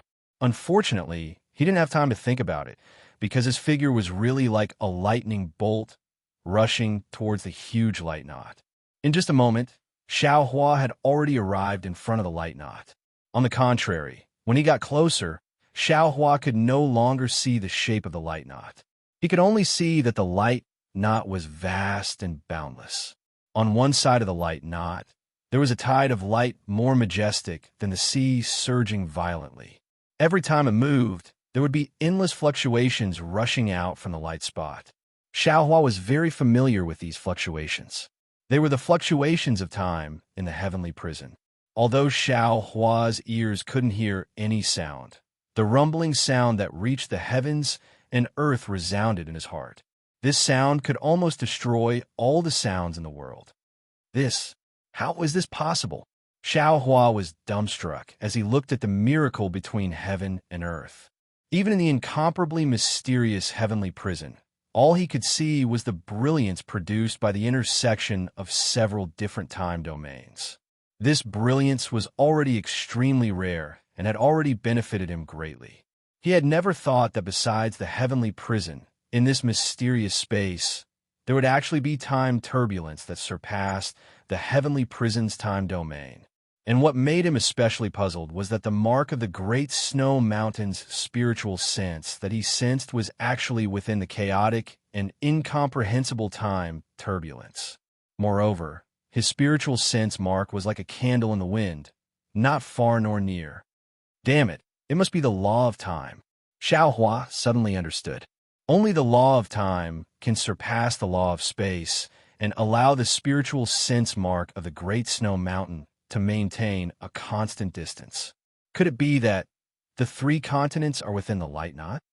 The three continents are actually so mysterious? As Xiao Hua pondered, his figure once again rushed into the knot of light. As Xiao Hua's speed increased, strange lights and shadows flashed before his eyes like lightning. Within these lights and shadows, there were endless illusions. There were continents, mountains, rivers, and battles of life and death. All kinds of strange and motley things appeared one after another in the lights and shadows. Boom! When Xiao Hua crashed into the knot of light, countless voices once again rushed into his mind. Of course, these voices were merely like thunder, and after flashing past, they immediately became silent. Moreover, around Xiao Hua's body that had already turned into particles, endless light dots drowned Xiao Hua like a tide of light. It was as if only Xiao Hua existed in this world at this time. Sensing that every particle on his body was emitting a kind of fluctuation, Xiao Hua really wanted to cry, but had no tears. He wanted to take this opportunity to comprehend some of the law of time, but the chaotic fluctuations of time made him want to comprehend until he died. Another few moments later, this tide of light produced a small vortex. This vortex gradually condensed into a flow of time as Xiao Hua went deeper, wantonly flowing in the light knot. The three continents. Seeing an indistinct continent that seemed to be formed by countless illusions superimposed together in the flow of time, Xiao Hua cried out in alarm. It must be. Otherwise, how could this Zhao's divine sense mark appear on it? However, in just a moment, Xiao Hua wanted to cry, but had no tears. His thoughts were as slow as a crawling snail. Damn it, with such a chaotic flow of time, even if this Xiao returned to the great snow mountain, then who knows when in the hidden immortal continent? Maybe 1,000,000 years ago, maybe 1,000,000 years later, what's the point of this Xiao going back to the hidden immortal continent like this? Unfortunately, even if Xiao Hua didn't want to go back, his body that had almost turned into a light shadow still quickly crashed into the continent. Just as he approached one of the illusions on the continent, suddenly, his body of 13,200 particles slightly shook, and the transmission array that had disappeared in the flow of time suddenly reappeared. As if it had bumped into something, it suddenly became unstable. Moreover, just as his body was trembling, a vague image of light and shadow appeared amidst the myriad of light and shadow. Chapter 4181. In this light, a tall and thin figure appeared. At this moment, this figure was lying helplessly, as if he had already fainted. On the left side of this figure, there was a black puppy and a yellow marten. What made Xiao Hua especially shocked was that this tall and thin figure's right hand was tightly gripping a sword embryo that he was familiar with. Before Xiao Hua could see clearly, the light and shadow shook again. An indescribable ripple extended behind this figure. It was similar to the ripples of Xiao Hua's transmission channel. If nothing unexpected happened, Xiao Hua's transmission channel should have collided with the transmission channel that this figure was in, causing an abnormality to occur. The light and shadow shook once, and then the light and shadow disappeared, as if the entire light and shadow had fallen into the forward ripple. The brilliance of the grand cosmos shifting token in Xiao Hua's hand shook again, smoothing out the somewhat collapsed transmission channel. As a result, the light and shadow of the transmission channel that Xiao Hua was in also immediately disappeared into the torrent of time. Xiao Hua was dumbstruck like a wooden chicken. His already slow mind could no longer keep up with what he had just seen. Although it was just a glance, and he didn't see anything clearly, he could clearly feel that the figure was so familiar. The little dog and the little marten were also familiar, and there was also that sword embryo. However, he didn't have time to think too much. Another kind of fear arose in his heart. Soul cultivator Xiao Hua's voice shouted in his physical body, "Not good. The divine sense mark has disappeared." Xiao Hua was shocked. That's right. The divine sense mark that had been faintly discernible before had completely disappeared now. He couldn't sense it at all. It was as if the divine sense mark didn't exist at all. This situation was exactly the same as when Xiao Hua had mistakenly entered the ruins. What should we do? Soul cultivator Xiao Hua was somewhat at a loss. Xiao Hua's eyes narrowed slightly. Looking at the endless, illusory continent in front of him, he made a prompt decision and said, "Forget it. We're in the turbulent flow of time, so we're doomed. We can only survive by entering the 3 continents. Use the going south, going north, going south, going south, going north, going south." All right. Hearing this, the soul cultivator Xiao Hua hurriedly urged his soul warrior to activate. Thousands of green seal words flew out and disappeared into the flow of time. But as the green seal words disappeared, Xiao Hua's portal continued to move closer to the continent. Mountain ranges and villas could be seen clearly in front of him. Suddenly, an indescribable barrier appeared in front of Xiao Hua, preventing him from entering the portal. What's going on? Xiao Hua was about to cry. How come the 3 continents don't recognize me? This Xiao has only been away for a few days. Calm down, fellow Taoist, Xiao Hua said. We'll try again. Although he was a bit flustered, he forced himself to remain calm. Yes. Clenching his teeth, Xiao Hua's soul tendrils flew out from his forehead and surged into the barrier in an attempt to break through. Unfortunately, he didn't know what this barrier was, but it was incomparably tough. No matter how hard Xiao Hua tried, he couldn't break through it. Xiao Hua could only watch as the continent flashed past his eyes like lightning. Motherfucker, I don't believe this. Xiao Hua slapped his forehead and opened his illusion breaker Dharma eye. A round of silver-white pupils appeared, and before the silver-white beam of light could shoot out, the incomparably tough barrier suddenly disappeared. Xiao Hua's figure flashed in the light and disappeared into the light and shadow of the continent. However, at this moment, the entire world where Xiao Hua was located just happened to turn from one side of the boundless light, not to the other, and the light tide that was rushing up started to fall down like a waterfall on the other side. Just a moment later, another shadow appeared within the light tide. The unconscious figures of Sakura, Yu Mingxin, Yang Haoya, and Huan Wuxin appeared again. At this moment, the demonic horn on Sakura's forehead emitted an extremely dim fluctuation. This fluctuation protected the 3 of them. When the fluctuation dissipated, the 3 of them also crashed into one of the shadows on the continent. Seeing that he had crashed into a continent's light, Xiao Hua's heart was suddenly in suspense. And at this time, his eyes swayed. The feeling of dizziness that he hadn't felt for a long time actually appeared. The entire continent was spinning in front of his eyes.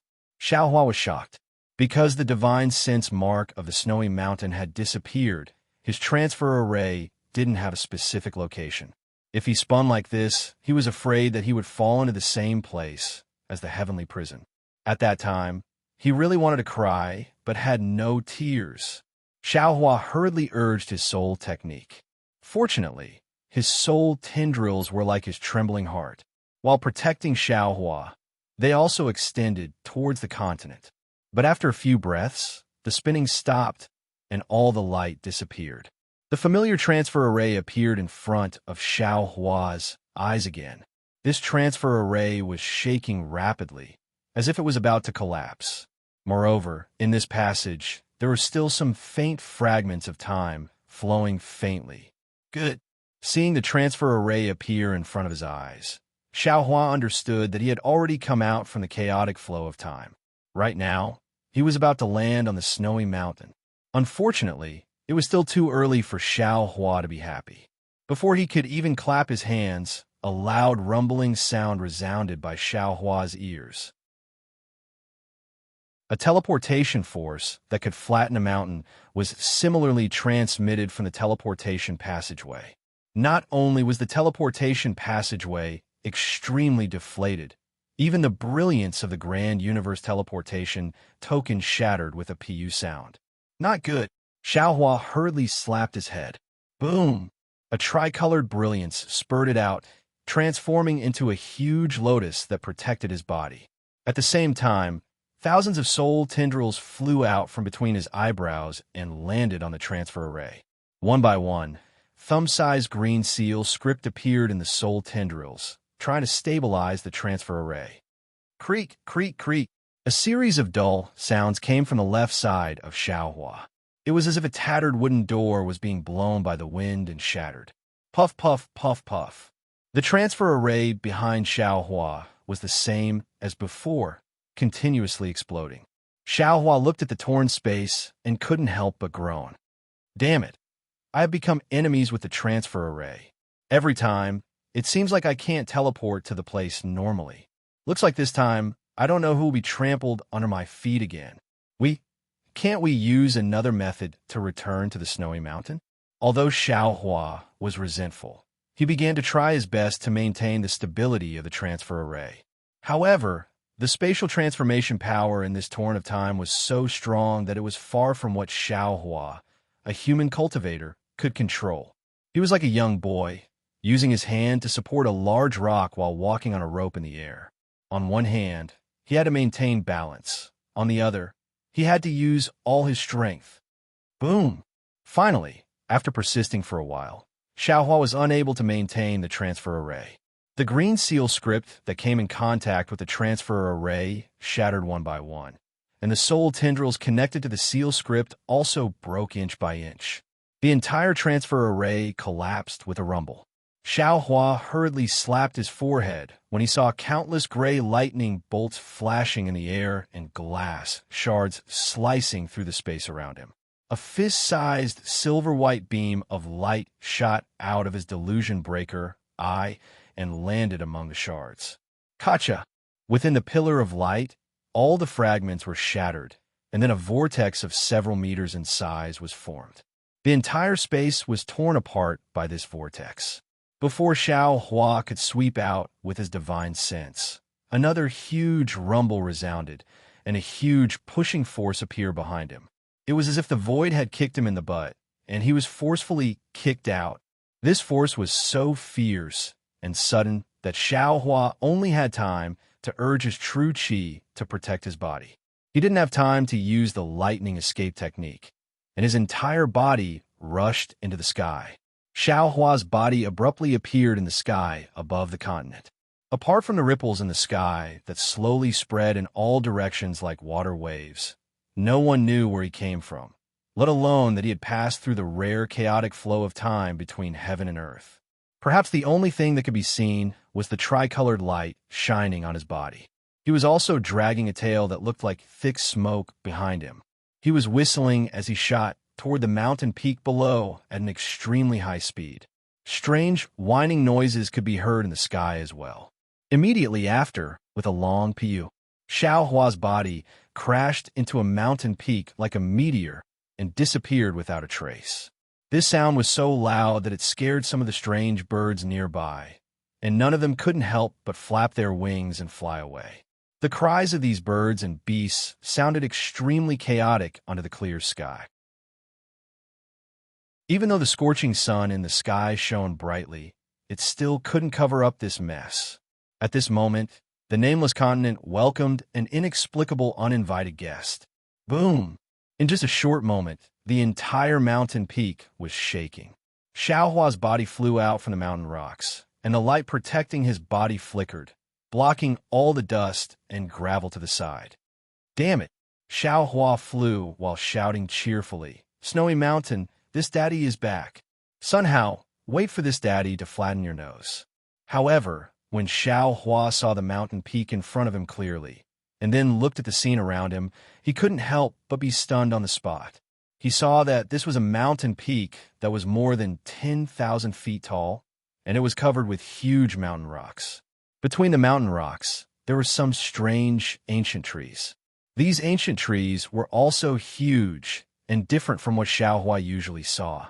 They were actually somewhat similar to the ancient trees in the Dragon Island's Folded Jade Legacy realm. Moreover, on the left side of the mountain peak, the mountain range was like a horned dragon crouching on the ground. It stretched as far as the eye could see, and the entire earth was dyed green and yellow by these mountain ranges, brimming with a kind of vicissitudes and desolation. This is the Snowy Mountain? Xiao Hua's eyes were filled with doubt, and he muttered to himself, Could it be that this Zhao's previous guess became a reality? Although this Xiao returned to the Western Paradise, but it wasn't the time when this Xiao left, but a long time ago or a long time later. Chapter 4182. Thinking of this, Xiao Hua's heart moved, and he hurriedly looked at the sky. It was noon, and a white sun was hanging there. It was not the three suns of the ruins. Fortunately, seeing this scene, Xiao Hua sighed in relief and thought to himself, no matter what, I've returned to the three continents. I've left the ruins and escaped from the great desolate starstorm. Who cares what time it is in the three continents? As he thought about this, Xiao Hua released his divine perception to explore the surroundings again. However, as he looked around, he frowned again. This was because the surroundings of this mountain were completely different from the Great Snow Mountain in his impression. Even the mountain itself was different from the Great Snow Mountain. Even within 10,000 li, there was no mountain similar to the Great Snow Mountain. Perhaps the world has changed, and the Great Snow Mountain of the past is too far away, and the Great Snow Mountain has not formed yet. Xiao Hua comforted himself. Then, Xiao Hua urged his body, preparing to teleport to the left to continue exploring. However, just as his body swayed, he stopped again. He looked at the surroundings in disbelief, but he saw that the heaven and earth origin chi was extremely rich, more abundant than any heavenly abode that Xiao Hua had seen before. The heaven and earth origin chi in many places was about to condense into droplets. It can't be. Xiao Hua's heart thumped, and he had a bad feeling. Although the Pure Land is the Buddhist sect's territory, and my Tao sect's cultivators rarely cultivate there, but it's impossible to have such rich heaven and earth origin chi in the vicinity of the Great Snow Mountain. Even thinking of this, Xiao Hua immediately slapped the top of his head, and his innate true chi turned into 5 chi's unifications and rushed into the air. Xiao Hua's expression changed greatly, because although there was noble chi in the heaven and earth origin chi, this noble chi was abnormally pure, and there was no Confucian aura at all. It did not even have the kind of mortal aura that Confucian cultivators needed to cultivate. Is this the ancient times? Xiao Hua came to a realization and hurriedly looked around again. Sure enough, The mountain rocks on the mountain peak were huge, and the ancient trees were also huge. Even the grass on the mountain rocks looked similar to Xiao Hua's height. It really looked like the great desolate world of the ruins. Xiao Hua was completely dumbfounded, and he stood in the air, looking at the great desolate world around him. His lips moved, but in the end, he did not say anything. At this moment, his heart felt empty, like a cloud floating in the sky without anything to rely on. Originally, he had the opportunity to stay in the ruins and even establish a sect in the ruins. However, he didn't stay. He found many excuses for himself in his heart. For example, the cultivators of the ruins cultivated the primordial spirit, while he cultivated the nascent soul. It was not suitable for him to stay in the ruins. However, in reality, the Confucian cultivator Xiao Hua cultivated the primordial spirit. Why couldn't Xiao Hua cultivate himself? Moreover, even if Xiao Hua cultivates his nascent soul, his scattered soul can also cultivate his primordial spirit. For example, if the ruins were to be destroyed by the prehistoric starstorm, Xiao Hua would have no choice but to leave the ruins. However, in reality, since Wu Tian had the confidence to avoid the prehistoric starstorm, why couldn't Xiao Hua avoid it? Among all the cultivators in the ruins, Xiao Hua was probably the only one who was truly qualified and had the strength to avoid the starburst, right? All excuses were just excuses. They couldn't hide Xiao Hua's desire to return to the hidden immortal mainland. This desire was not only for the revival of the Dao sect, not only for XNXN, but also for the possibility of meeting Fairy Hongxia again. However, time played a huge joke on Xiao Hua. He did find the spiritual mark he left behind in the Great Snow Mountain. Moreover, he did try his best to return to the ultimate land of bliss. However, this ultimate land of bliss was not his ultimate land of bliss. It was the ancient ultimate land of bliss. It belonged to the ancient ultimate land of bliss where Taoism, Buddhism, Confucianism, and demons fought for supremacy. The people he was familiar with and the things he was familiar with had all become the smoke of the future. Whether it was Fairy Hongxia or Exine, they did not exist in this mainland. The indescribable depression was like a dark cloud that covered Xiao Hua's empty heart. However, even if it was a dark cloud, Xiao Hua's mind was also slowly floating and rising. At this moment, Xiao Hua didn't want to think about anything and didn't want to do anything. It was as if he was extremely tired and wanted to rest. He allowed his mind to float up. The higher he flew, the farther he could see. The ancient desolate land turned into a sand table in Xiao Hua's eyes. Although this sand table was boundless, the mountain peak was already like a pellet. Unfortunately, this scene was nothing to the current Xiao Hua.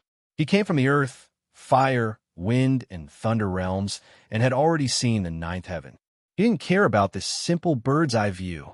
The land was far away, so the starry sky was naturally close. Above Xiao Hua's mind, in the sky, the sun star and the moon star were hanging opposite each other. Countless bright stars were like eyes, blinking at Xiao Hua. The truth of heaven and earth contained in the stars also fell into Xiao Hua's mind in the blink of an eye. Seeing this starry sky, Xiao Hua of the heavenly Tao immediately trembled. Comprehension poured into Xiao Hua's mind like a flood, as if a blocked dam had suddenly been opened. Wang. Xiao Hua's mind gradually turned into a jade archive in the sky, allowing thousands of inexplicable fluctuations to fall into it. In the starry sky, all the stars gave birth to halos, and billions of starlight from the other realms fell into jade archive Xiao Hua's body. Xiao Hua's mind was filled with a kind of perfection similar to a reunion after a long separation. Whether it was Xiao Hua's Tao cultivation or Confucian cultivation, all of his divine abilities grew rapidly in this perfection.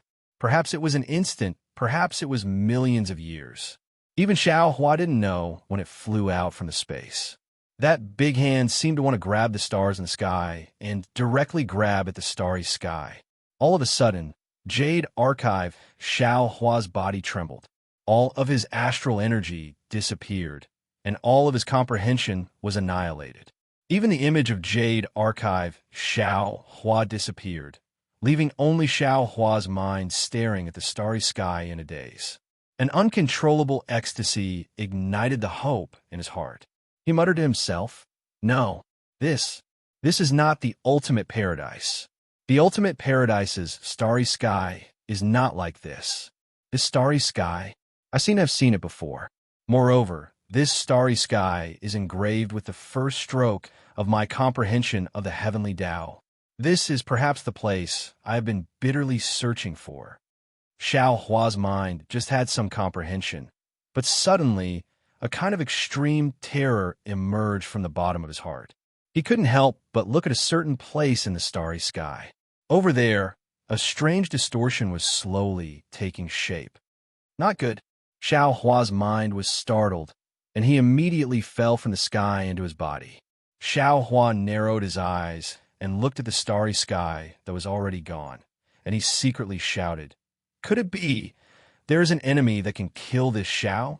Did that enemy just happen to pass by, or did he follow me here? Could it be a demon lord from the demon realm?" Thinking of this, Xiao Hua didn't dare to be negligent, and he hurriedly invited the green-robed Xiao Hua out of the space. Without waiting for the green-robed Xiao Hua to see the situation clearly, he immediately asked, "Green-robed fellow Taoist, I want to ask you, can other people use the teleportation array that you and I set up in the ruins?"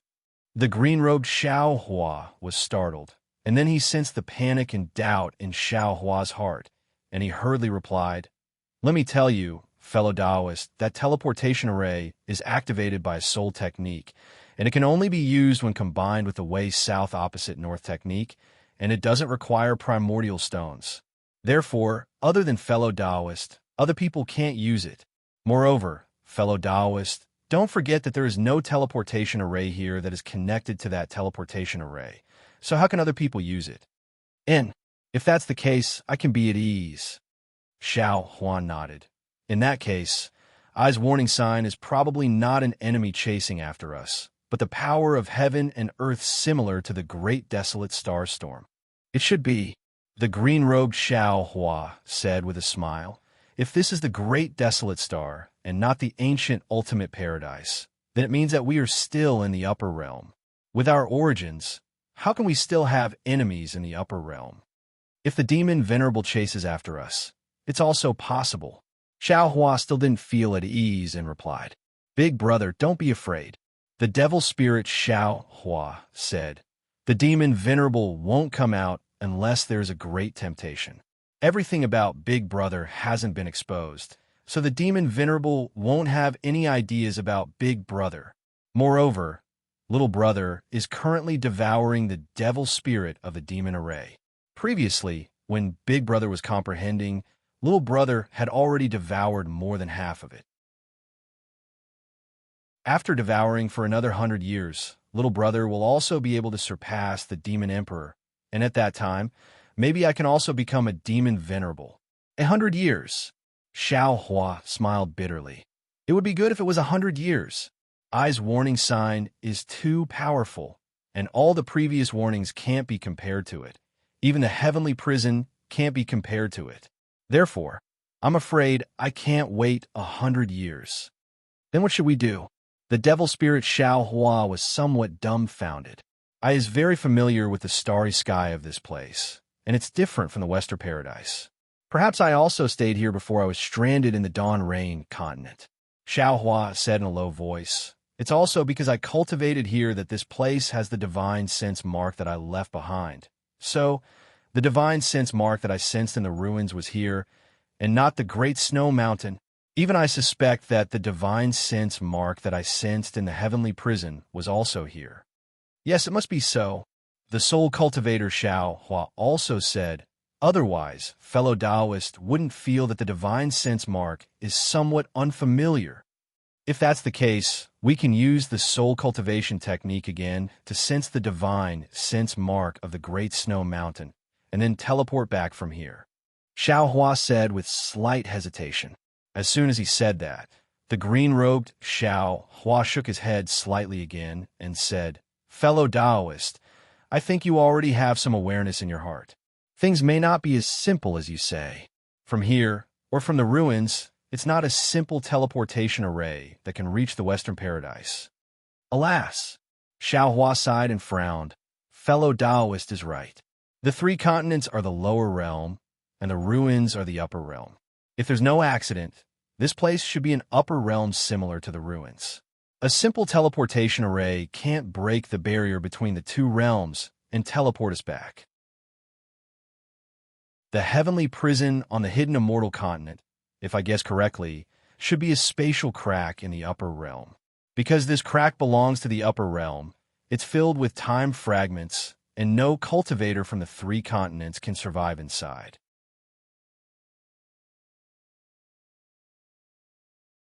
Chapter 4183. Are you kidding me? Xiaohua was a little dumbfounded. Looking at the stone giant that was more than 10 zhang tall, he thought to himself, this thing can actually cry? Or perhaps this isn't crying? But if this isn't crying, then what is it? However, looking at the stone giant's slightly trembling shoulders and trembling legs, it didn't seem to be fake. Xiaohua suddenly had a kind of realization.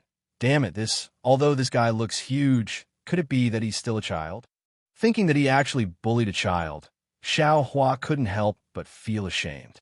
He raised his hand and picked up the stone giant's finger that fell on the stone platform, brought it in front of the stone giant, and lightly poked his arm. That finger wasn't much different from a stone, but there was some warm flow of fire inside. When the finger touched the stone giant's arm, it made a ka-ka sound, exactly like a stone hitting a stone. The stone giant stared blankly, revealing a somewhat red eye from inside his arm. At this moment, the panic in his eyes had already disappeared, replaced by grievance. Moreover, seeing his broken finger, the stone giant once again burst into tears, no different from an injured child. AI, it really is a child. Xiaohua sighed. He waved his hand, and the broken finger once again poked the stone giant. Only then did the stone giant slightly listen to the crying. He curiously looked at Xiaohua and reached out to take it. Then, the stone giant saw that Xiaohua's expression was very kind and didn't have any evil intentions. Then, he looked at the empty space under Xiaohua's feet. Although there were tears in his eyes, he still opened his mouth, pointed at Xiaohua's feet, and cried. Then, Xiaohua of course didn't understand what he was saying. He only shook his head and said, "Little guy, could it be that you don't know how to speak?" Then, the stone giant still said the same two words. Presumably, these two words were all he could say. I guess he hasn't grown up yet, so he doesn't know how to speak. Xiaohua bitterly smiled. Not to mention that he doesn't understand what I'm saying. After thinking for a moment, Xiaohua asked again, "Little guy, where are you from? I'll bring you back, okay?" Then, the stone giant didn't say anything else. Xiaohua was somewhat helpless. He thought for a moment and took out a few fire attribute top-grade primeval stones from his bosom. However, when he handed them over to the stone giant, Xiaohua was careful and changed these top-grade primeval stones into low-grade primeval stones. Sure enough, when the stone giant saw these yuan stones, he was extremely happy. He hurriedly extended his arm to ask Xiaohua for them. After he placed the yuan stones into his mouth and chewed them with crunching sounds, his large mouth opened and a smile appeared. However, this smile was reflected in the hot magma at the corner of his eyes, making it appear somewhat strange. Then, after the stone giant finished eating the primordial stone, it seemed as if it still wanted more. It raised its hand and asked for more. It was completely like a child who had seen snacks in the secular world. Xiaohua smiled as he shook his head, placing several origin stones into his hand. At this moment, a faint sound came from the distant mountain valley. Although this sound was very soft, it traveled extremely far due to the mountain wind. Hearing this sound, the stone giant's face tensed up, and he hurriedly looked up at the sky. At this moment, the sun had already set and the moon had yet to rise. The bright stars in the sky were already hanging in the night sky. Seeing that it was late, the stone giant couldn't help but panic. When he stood up, he hesitated for a moment. The fingers on his left hand were broken and he had just fallen down, so he seemed to have some lingering fear. Moreover, the night was shrouded and the entire mountain peak couldn't be seen clearly. The stone giant didn't dare to rashly go down. Then, the stone giant anxiously opened its mouth and shouted towards the distance. Xiaohua wasn't in a hurry to help. He crossed his arms in front of his chest and raised his head to look at the sky. The stars in the sky were exactly the same as what he saw during the day. However, when he looked at them now, the feeling was completely different. During the day, it was mostly comprehension. During the night, it was mostly warmth and memories. It was a somewhat distant warmth and feelings. In addition, when he saw the childish actions of the stone giant, the weakness in Xiao Hua's heart was immediately touched. It was as if the entire starry sky was his home. His unfamiliarity with this continent was instantly reduced by more than half. This place must have a close relationship with this Xiao. Xiao Hua narrowed his eyes and let the night wind blow his Taoist robe up. He wantonly enjoyed this kind of warmth. He let the gradually rising moonlight sprinkle on his body like water. It was just like that night when it sprinkled on the small house in the mountain village. Then, a hurried call woke Xiao Hua up. This voice was filled with anxiety and concern. Xiao Hua, who was feeling emotional, immediately heard it. Although it was only 2 words, it was overflowing with affection. Xiao Hua didn't know whether to laugh or cry. He seemed to have understood something. Could it be this stone giant's family can only say 2 words? Then, the small stone giant on the mountainside also replied. The stone giant at the foot of the mountain sped up its then, as if it was scolding. Then, the small stone giant replied a few times, feeling wronged. It sat down again and stuck its head out to look at the darkness at the foot of the mountain. After a long time, a stone giant that was several times larger than the small stone giant carefully climbed from the darkness at the foot of the mountain to the stone wall illuminated by the moonlight. At this moment, the stone giant sped up again and quickly climbed up to the stone platform. Then, the small stone giant had already made way for the stone giant. When it saw the stone giant climb up, it immediately pounced on it. Then, it shouted. The stone giant originally raised its arm as if it wanted to hit the small stone giant. However, when it saw the small stone giant hugging it, it gently lowered its arm and patted the small stone giant's back as if to comfort it. Then, after a while, the stone giant opened its mouth and asked. The small stone giant stuck its head out of the stone giant's chest and pointed at the high mountain cave. It explained again, then. In the distance, Xiao Hua really didn't understand. Why did these 2 words contain so much information? Then, the stone giant was obviously worried about its child and hid in the cave. When it saw the small stone giant's left hand missing a finger, its expression changed greatly and it interrupted the small stone giant's words. The small stone giant took out its broken finger and pointed at Xiao Hua, who was not far away. It shouted. Then, when the stone giant heard this, it turned pale with fright and hurriedly looked at Xiao Hua. Then, without any hesitation, it put the small stone giant behind it and shouted. Then, this time the stone giant's voice was hurried and carried a hint of threat. Xiao Hua immediately understood the meaning of these words. Seeing the fire in the stone giant's eyes, Xiao Hua smiled faintly. His figure floated a few feet away and looked at the stone giant indifferently. Then, the small stone giant behind the stone giant said a few words in a low voice. The stone giant also asked a few words, then it slowly relaxed its guard. It actually put its palms together and respectfully bowed to Xiao Hua to thank him. Seeing the stone giant's very standard Buddhist gesture, Xiao Hua was dumbfounded again. He couldn't help but ask, Sir, on this continent, is there a Buddhist sect? Then, the stone giant obviously didn't understand what he was saying and still used 2 words to reply. So I forget it. Xiao Hua was helpless and didn't answer. Then, the small stone giant took out the fire element primordial stone and showed it to the stone giant. The stone giant nodded and looked at Xiao Hua. It pointed at the fire element primordial stone and then pointed at itself. Xiao Hua understood and took out a few more fire element primordial stones and gave them to the stone giant. However, the stone giant waved its hand, indicating that it didn't want them. Then, the stone giant put the small stone giant on its shoulder and beckoned to Xiaohua. It then slowly descended from the stone platform to the foot of the mountain. Xiaohua didn't think too much. He raised his eyes and looked at the familiar starry sky. His figure followed the stone giant as it descended. He understood that this continent was full of mysteries. This stone giant was probably the key to opening this mysterious door. The stone giant carefully climbed down from the mountain peak and looked at Xiaohua, who was standing in the air behind it. Its big mouth cracked open as if it was smiling. Then, it took a big step forward. Dong, dong, dong sounds could be heard from the ground. The stone giant took big strides and ran toward the place in the valley. The small stone giant was lying on the stone giant's back. It seemed that it was overly frightened and had fallen into a deep sleep. Its vertical eyes were tightly shut. The stone giant walked for more than 100 li. However, this distance was nothing in the huge mountain range. It didn't even cross 2 mountain ranges. However, after crossing a broken mountain foothill, the stone giant's figure clearly slowed down.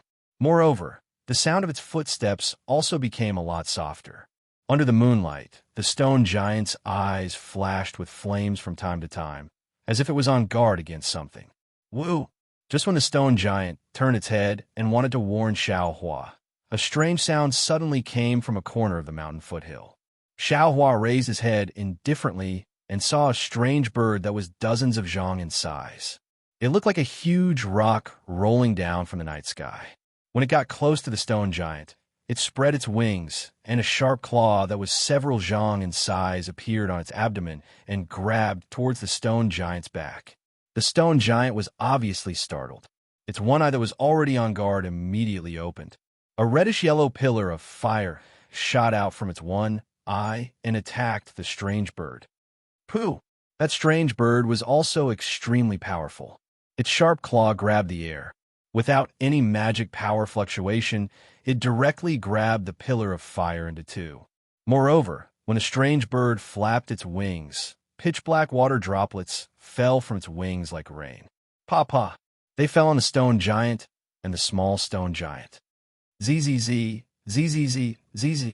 The pitch-black water droplets fell on the 2 stone giants' bodies and immediately emitted a corrosive sound. It was like cold water falling on hot oil.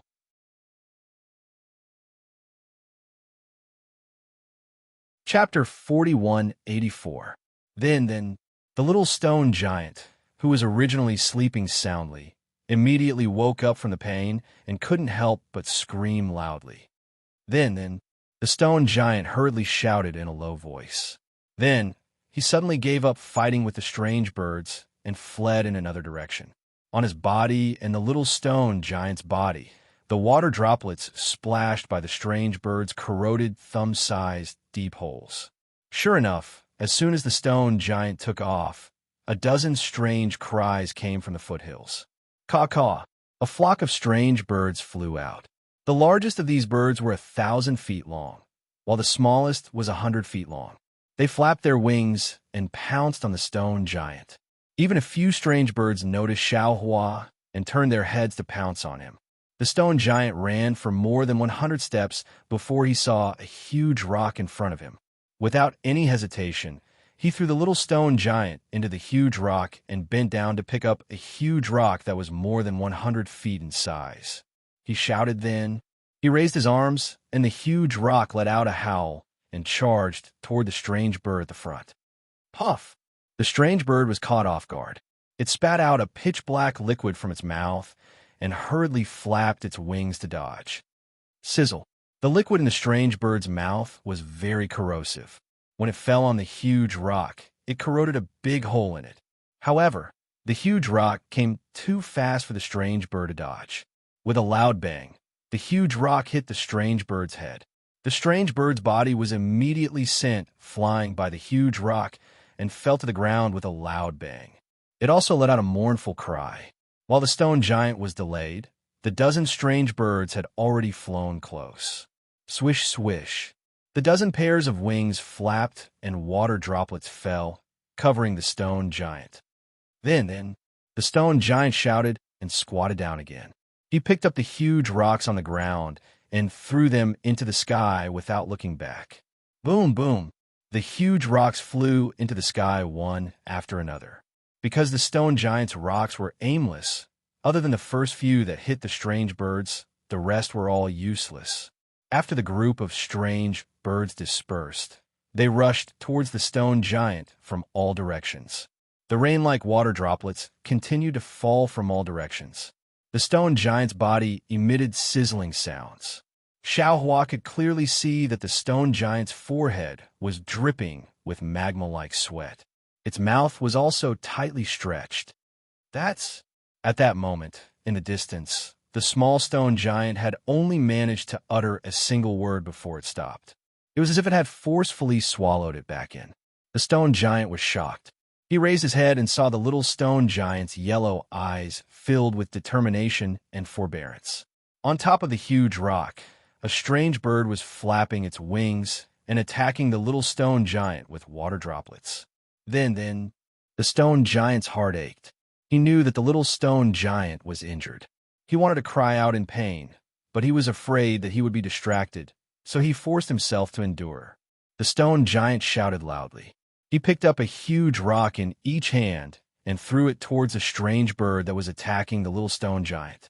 At the same time, his single eye that had been holding back suddenly emitted a red light. A pillar of fire shot out from his eye with a loud bang. Caw! Seeing the two huge rocks coming towards it, the strange bird let out a long cry and spread its wings to escape. However, the stone giant's two huge rocks were also ingenious. They didn't directly hit the strange bird's body. Instead, one hit the strange bird's head and the other hit the strange bird's tail. The strange bird couldn't escape forward or backward. The strange bird was stunned for a moment, but it also calmly responded. Its whole body strangely flew horizontally, and the water droplets on its wings took advantage of the momentum to hit the stone giant. However, before the water droplets could land, the stone giant's pillar of fire had already arrived. It landed right in the middle of the two huge rocks, where the body of the bird was sandwiched by the huge rocks. The strange bird was shocked. It tried its best to hit the huge rocks, wanting to escape. However, the stone giant's pillar of fire hit at the perfect time. Sizzle. There was also a chaotic sound. The strange bird's water droplets were extinguished by the pillar of fire. The pillar of fire crazily crashed into the strange bird's body. Not only did it ignite the strange bird's feathers, but also pierced through the strange bird's body.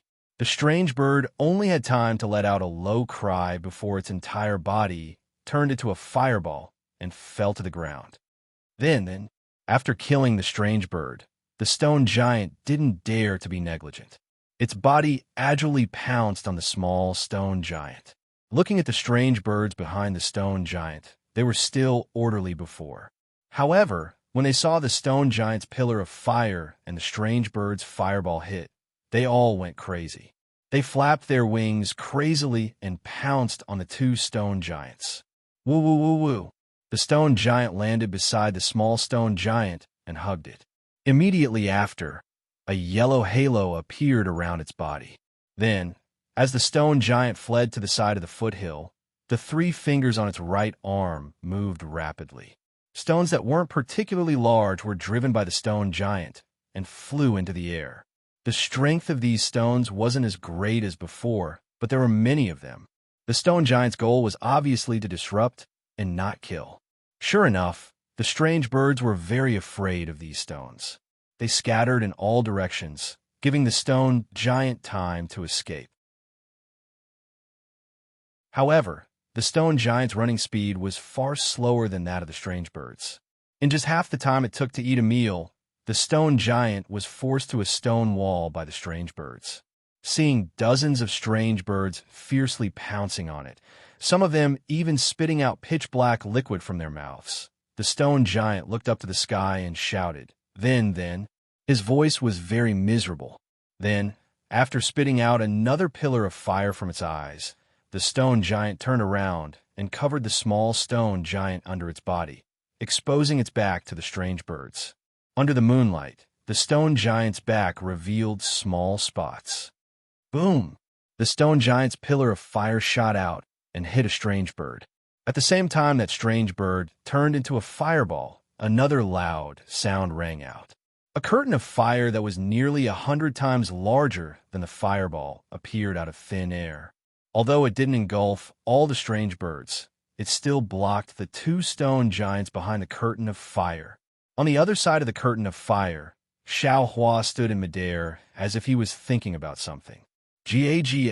The strange birds seemed unwilling to give up. They all pounced on the curtain of fire. Whether it was their wings or their beaks, they spat out a lot of pitch-black liquid. Some of the larger strange birds even fanned out some wind blades. Unfortunately, how could these strange birds' attacks break through the curtain of fire that Xiao Hua casually set up?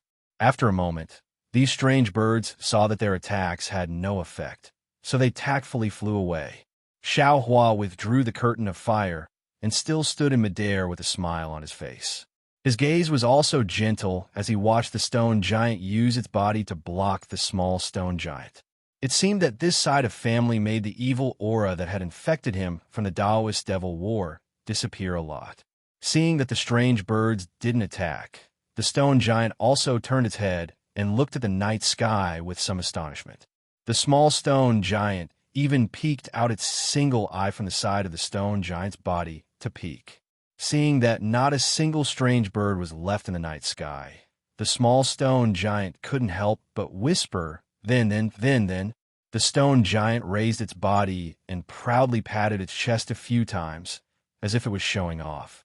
Then, the stone giant grabbed the small stone giant's body and jumped out of the stone wall, then fled forward.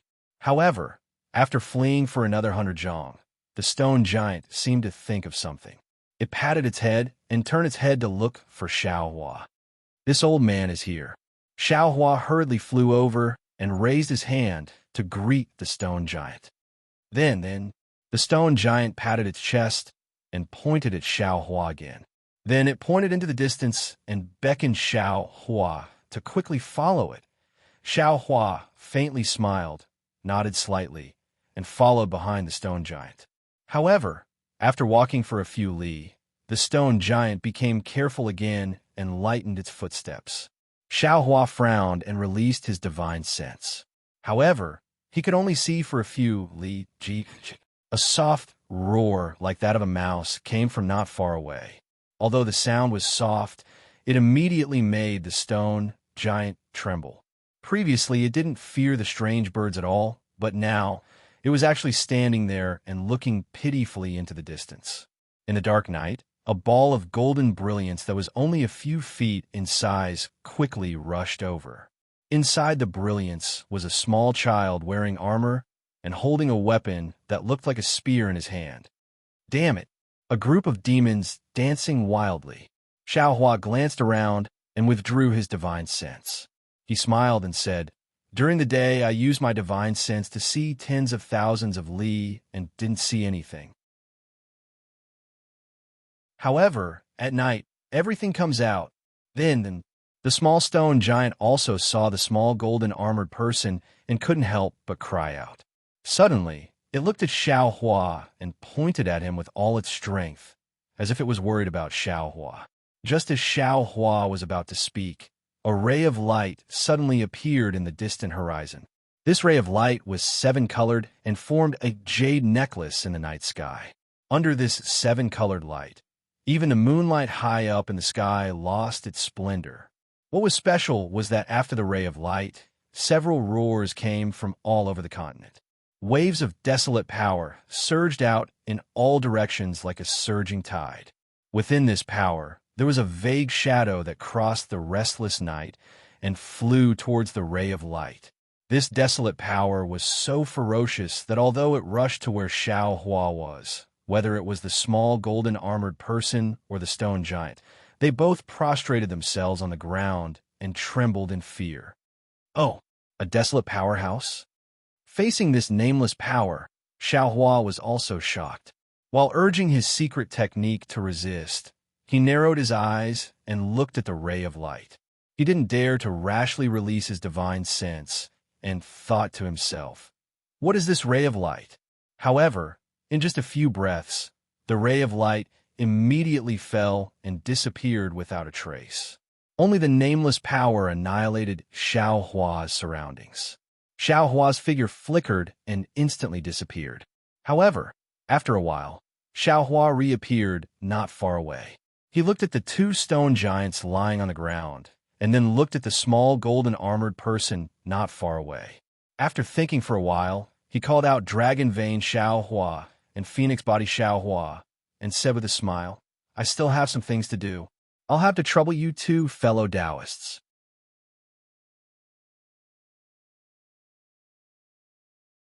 Chapter 4185. Fellow Taoist, you're really interesting. The Dragon Vein Xiaohua said with a smile, "That place is obviously a secret treasure, and it might even contain the secrets of this continent. Fellow Taoist, you didn't personally explore it, but instead stayed here to protect two stone giants that you don't know. Fellow Taoist's actions really make I puzzled." Phoenix Body Xiaohua was also puzzled. Fellow Taoist, even if you want to protect two stones that aren't human, you only need to throw the golden-armored little person far away. Why do you have to stay here? Xiaohua's originally curved phoenix eyes were now curved like crescent moons. He said with a smile, "Although you two have already become independent adults, you still don't have the emotions of a true cultivator. The affection of these stone giants is really touching. If I don't send these two stone giants back to their home, I won't be able to rest assured.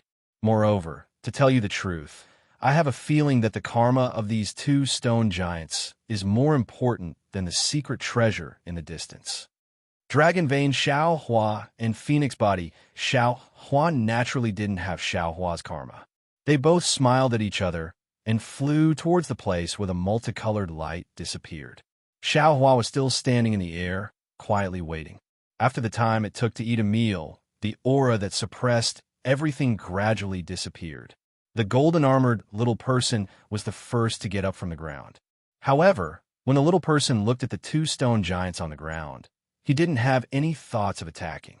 He shrunk his neck and looked around, then turned around and ran away. Then, the golden-armored little person left. Only then did the stone giant straighten up. He awkwardly got up and ran in another direction. Only after running for a while did he remember Xiaohua. He turned his head again and waved at Xiaohua. Perhaps because of the change just now, they didn't encounter any special beasts in the next few mountain ridges. Looking at the vermilion mountain ridges in front of him and the hot air in front of him, Xiaohua understood that this was probably the stone giant's home. Previously, when Xiaohua looked down from high up in the sky, he didn't feel that it was too far away. However, when he really ran all the way with the stone giant, he realized the true distance. Then, Xiaohua turned his head to look. Sure enough, the mountain peak that he had fallen from earlier just happened to be exposed in the distant mountain ridge. He reckoned that the little stone giant had seen something strange nearby and ran so far away alone to look for something. Then the stone giant led Xiaohua into the mountain ridge and circled around to the side of a huge boulder. He pointed at the boulder and pointed at it a few times before turning around and leaving. When Xiaohua heard the stone giant say, "So many," then, he finally understood the meaning of these two words. He smiled and calmly stood there. Xiaohua released his divine sense and watched as the stone giant tiptoed around a few times, crossing over a dozen large stones. It even turned around to check if Xiaohua was following. Xiaohua couldn't help but laugh in his heart, because right in front of the stone giant's head, there was a large amount of magma exposed on the ground. If Xiaohua didn't know that the stone giant had magma inside its body, then it would be fine. But since he knew, how could he not know that the stone giant's cave was inside the magma? Sure enough, when the stone giant walked to the magma, the little stone giant jumped down from his body and happily jumped into the magma. The stone giant also walked to the magma and slowly submerged his body in the magma. When the stone giant's figure disappeared, Xiao Hua's divine sense swept over the magma and then withdrew it. Xiao Hua had also seen the magma before, but he didn't look into its depths. Naturally, he didn't know that there was a world inside the magma. After the time it took to eat a meal, the stone giant came out of the magma. Large drops of magma flowed on the surface of his body.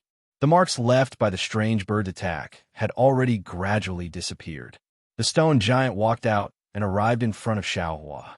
He stretched out his hand, and in his hand were several mid-grade fire attribute primordial stones. Then, the stone giant placed the fire attribute primordial stones in front of Xiao Hua and shouted. His body was still emitting flames.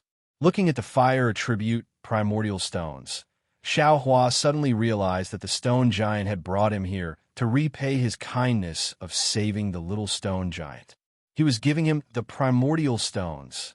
Xiao Hua smiled and slightly waved his hand. He pushed the fire attribute primordial stones to the stone giant, indicating that he didn't want them. Then, the stone giant was somewhat puzzled. He scratched his head and pushed the primordial stones in front of Xiao Hua again. Xiao Hua thought for a moment and took out a few top-grade primordial stones from his bosom. He spread them on his palm and showed them to the stone giant. Then, the stone giant saw the top-grade primordial stones in Xiao Hua's hand and immediately exclaimed. He stretched out his hand to grab the primordial stones, but his hand stopped in front of the primordial stones. Even the magma on his arm dripped onto Xiao Hua's hand. The stone giant obviously didn't notice that the magma on Xiao Hua's hand didn't cause any movement. He hurriedly waved his hand and pointed at the boulder where Xiao Hua was. Then, he said a few more times and hurriedly turned around. Xiao Hua was somewhat puzzled. He looked at the fire attribute primordial stones in his hand and rubbed his chin as he looked at the magma flowing from the stone giant's body. He seemed to be lost in thought. Not long after, another stone giant that was 3 times bigger than the previous one quickly ran over. The previous stone giant followed behind this stone giant. When this stone giant saw Xiao Hua, he immediately shouted, "So dense, so dense." He also put his palms together and saluted. It seems that he said one more word than the previous stone giant. Xiao Hua laughed in his heart. He also put his palms together and saluted back. He didn't say anything. After a very strange salute, the stone giant stretched out a finger that was comparable to a tree and pointed at Xiao Hua's hand. He asked, "So dense, so dense." Xiao Hua was already calm and unafraid of the other side's all-encompassing "so dense," let alone the "so dense" that was one more word than "so dense." Xiao Hua understood and waved his hand. Several top-grade primordial stones fell into the stone giant's hand. The stone giant took the top-grade primordial stones and placed them in his hand. A faint flame was emitted from his single eye. The flame illuminated the night sky and caused the top-grade primordial stones to flash with flames. After the time it took to drink a cup of tea, the stone giant finished looking at the top-grade primordial stones one by one. He then carefully returned the primordial stones to Xiao Hua. Xiao Hua's impression of these stone giants immediately increased. He waved his hand, indicating that he didn't want the primordial stones, and gave them to the stone giant. Unexpectedly, the stone giant shook his head and put the top-grade primordial stones in front of Xiao Hua. He put his palms together again and respectfully prostrated himself on the ground. He then put his palm in front of Xiao Hua and said, "So dense, so dense." Behind the stone giant, the previous stone giant also prostrated himself on the ground. It didn't seem like he was prostrating, but rather a welcoming ceremony. Xiao Hua naturally wasn't afraid that there was something fishy. He almost didn't think about it, and floated onto the stone giant's palm. "So dense, so dense." The stone giant was very happy. He carefully lifted Xiao Hua in front of his chest and brought the previous stone giant back to the magma. When the stone giant walked in front of the magma, a scarlet halo appeared around his body. This halo came out from his palm and protected Xiao Hua. The magma emitted gurgling bubbles, just like what Xiao Hua saw in the flame forest swamp of the Xiaoyu continent. The stone giant's feet and body were steady, as if there were stairs in the magma. After walking for a while, the two stone giants turned around and continued to walk up. When the two finally walked out of the magma, Xiaohua was actually in a space that was several hundred li in size. Xiaohua's divine sense swept out and immediately saw clearly that most of the space was filled with magma. Aside from some small island-like, protruding rocks within the magma, there were only some vermilion red rocks at the edges of the magma. These rocks were similarly burning with thin flames, roasting the space to an extreme degree. The stone giant respectfully placed Xiaohua on the burning rocks, as if the flames on the rocks were ordinary grass. He didn't even think about whether Xiaohua could withstand it. Xiaohua naturally wasn't afraid of these flames and high temperature. He stepped on the magma. So secret. As the stone giant spoke, he respectfully clasped his hands together and bowed. Then, he turned around and walked into the ocean like magma. In just a moment, his figure disappeared. Xiaohua wanted to use his divine sense to chase after him, but he was a gentleman. Now that he was invited here, he naturally wouldn't look into other people's secrets. Therefore, he opened his mouth and wanted to say something to the stone giant. However, after opening his mouth, he swallowed his words back down. Xiaohua really couldn't stand the stone giant's omnipotence so. At this moment, a hoarse and weak voice came from the magma lake in the distance. A stone giant floated over from the magma. When it rushed to the top of the rock, it looked like a dying person lying there. The stone giant beside Xiaohua looked at the stone giant in the distance, and then looked at Xiaohua. He took out the primeval stones he wanted to give Xiaohua and pointed at the stone giant in the distance. He asked so. Xiaohua was quite puzzled. He was confused, but he still nodded. The stone giant was very happy and rushed towards the stone giant's location. Xiaohua's heart was moved, and his figure fluttered as he followed the stone giant. The stone giant came to the side of the stone giant and put several primeval stones into the stone giant's mouth. Crunch, crunch. The stone giant greedily chewed the primeval stones, just like a mortal who saw food. After a while, a scarlet halo appeared around the stone giant's body. Then, the stone giant was brimming with energy. He raised his hand and hammered the shoulder of the stone giant beside Xiaohua a few times. He seemed to be calling out gratefully, then so. The stone giant smiled and replied. It also hammered the shoulder of the stone giant. Looking at the stone giant that ate the primeval stones and then entered the magma lake, Xiaohua somewhat understood. The fire primeval stones should be the stone giant's food. The stone giant just now was probably hungry.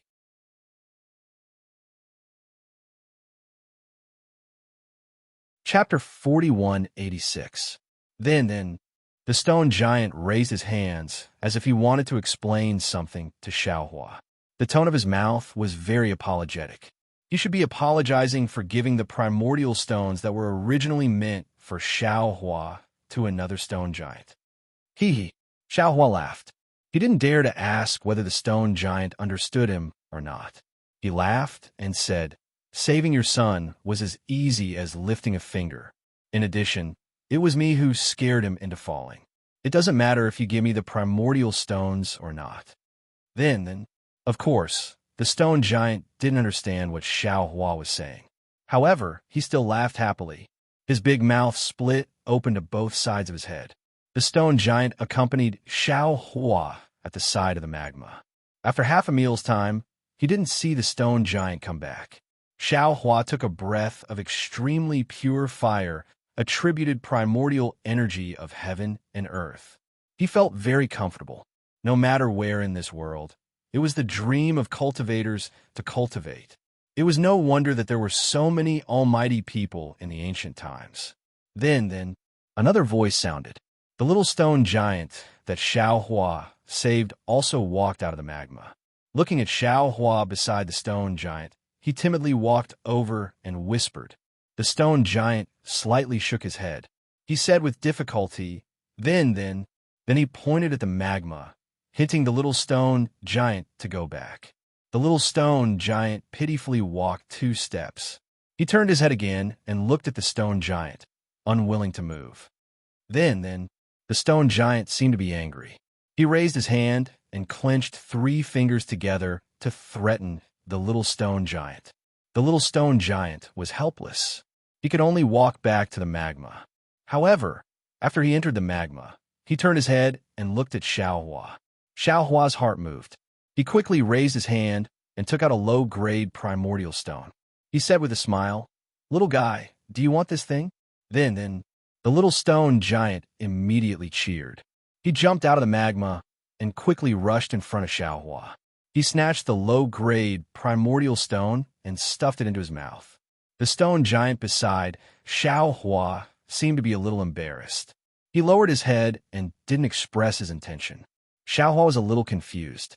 This place had such pure primordial energy of heaven and earth, and so much magma. How could there be no fire-attributed primordial stones? However, when he released his divine sense slightly, he came to a realization. This was because there were many rock giants swimming and lying in the lava within a few miles of the area.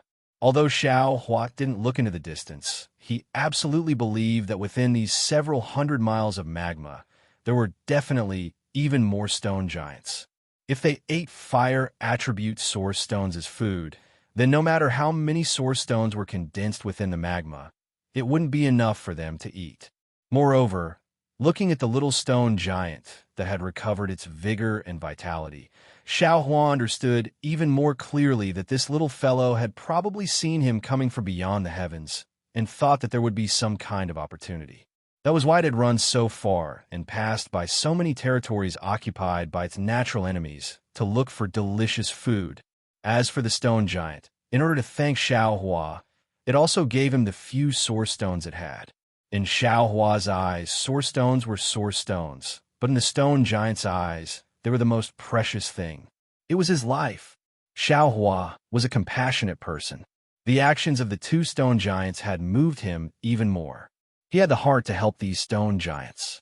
However, the stone giants weren't humans. Although there were source stones in Xiaohua's space, these source stones weren't of good quality. No matter how much Xiaohua gave them, they would eventually be used up. What Xiaohua wanted to do was to find a way to solve this problem once and for all. Just as Xiaohua was pondering, a burst of sound came from the magma. This sound fell into Xiaohua's ears like thunder, causing him to be dumbfounded. Xiaohua looked at the magma lake in disbelief. He saw the magma lake, which was thousands of feet deep, began to violently stir. Bubbles of several zhang in size emerged from the magma lake. Along with these bubbles, there was the sound of a wooden fish being struck. In front of Xiaohua's dumbfounded eyes, a 1,000-foot-tall stone giant walked out of the lava lake. This stone giant's face was full of wrinkles, just like layers upon layers of rock. Behind the stone giant were several smaller stone giants, each of them holding a stone wooden fish. These stone wooden fish were probably the largest wooden fish Xiaohua had ever seen. Each of these stone wooden fish was dozens of feet long, and each of the stone giants held stone rods that were dozens of feet long. As they struck these stone wooden fish, a crisp sound rang out. The last stone giant to appear from the magma lake was the stone giant who had previously entered the magma lake to report. At this time, the stone giant stepped on the waves and respectfully clasped his hands together and said, "So dense, so dense." Xiaohua knew that the origin of this seemingly old stone giant was extraordinary. He also urged his body to step on the magma lake and meet the stone giant. Seeing that there was nothing wrong with Xiaohua's body stepping on the magma lake, the old stone giant's eyes were filled with astonishment. Only when Xiaohua flew closer did the stone giant wake up. He clasped his hands together and said, "Namo Mithriya Buddha." Xiaohua was already surprised when the old stone giant called out the name of Buddha, but this name of Buddha was actually Namo Mithriya Buddha, which shocked Xiaohua even more. Xiaohua was stunned for a moment. Then he came back to his senses. He bowed and said, "Namo Mithriya Buddha, Namo Mithriya Buddha." Namo Mithra Buddha. When the old stone giant heard Xiao Hua's words, he was also happy. However, his eyes flashed with doubt as he asked, "Ah." Xiao Hua saw the confusion in the old stone giant's eyes, and he himself was even more puzzled. However, in just a few breaths of time, Xiao Hua's head turned rapidly, and his face showed a strange expression. It seemed like he was smiling, but not smiling, or he couldn't help laughing. After hearing the old stone giant's name of Namo Mithra Buddha, Xiao Hua finally understood that the big stone giant and the small stone giant spoke was not so, but Namo, and this so dense that the stone giant spoke was not so dense, but Namo Mithra. Perhaps these three stone giants didn't know how to speak, and only learned these three words. Although Xiao Hua understood the secret, in the face of the all-encompassing Namo Mithra Buddha, Xiao Hua still didn't know how to answer. However, he only hesitated for a few breaths of time. Then he raised his hand and waved. The sound of falling rain could be seen in the air. Tens of thousands of fire element primordial stones appeared out of thin air and fell into the magma lake. Under the old stone giant's dumbstruck expression, a layer of primordial stones covered the magma lake, shining with a gorgeous luster. In an instant, the sound of the wooden fish suddenly stopped. The dozen stone giants holding the wooden fish couldn't help but say in unison, "Namo Mithra Buddha, Namo Mithra Buddha." Phew. The old stone giant breathed a long sigh of relief. He withdrew his shocked gaze and put his palms together. "Namo Mithra Buddha, Namo Mithra Buddha." Xiao Hua smiled and said, "I don't know why you're chanting Namo Mithra Buddha, but since you're a disciple of Buddhism, I can't treat you poorly. These origin stones can be considered as a gift for me. Please accept them." As he spoke, he used his hand to draw in the air and send it to the old stone giant, indicating that all the primordial stones were given to him. Namo Mithra Buddha. The old stone giant naturally understood. His wrinkled face was filled with joy. He waved his hand and said again. Many stone giants walked forward and waved their hands, controlling the magma lake to collect the primordial stones.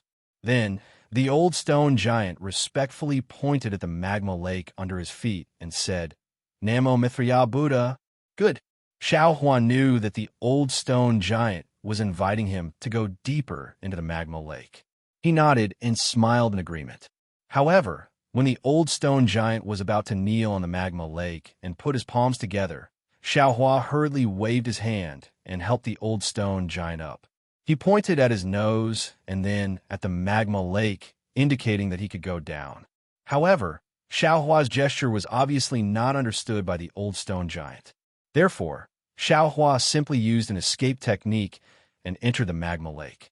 Seeing that Xiao Hua could freely enter and exit the magma lake, the old stone giant's eyes almost fell out. The respect in his eyes was now mixed with a trace of fear. "Please." Xiao Hua raised his hand and gestured.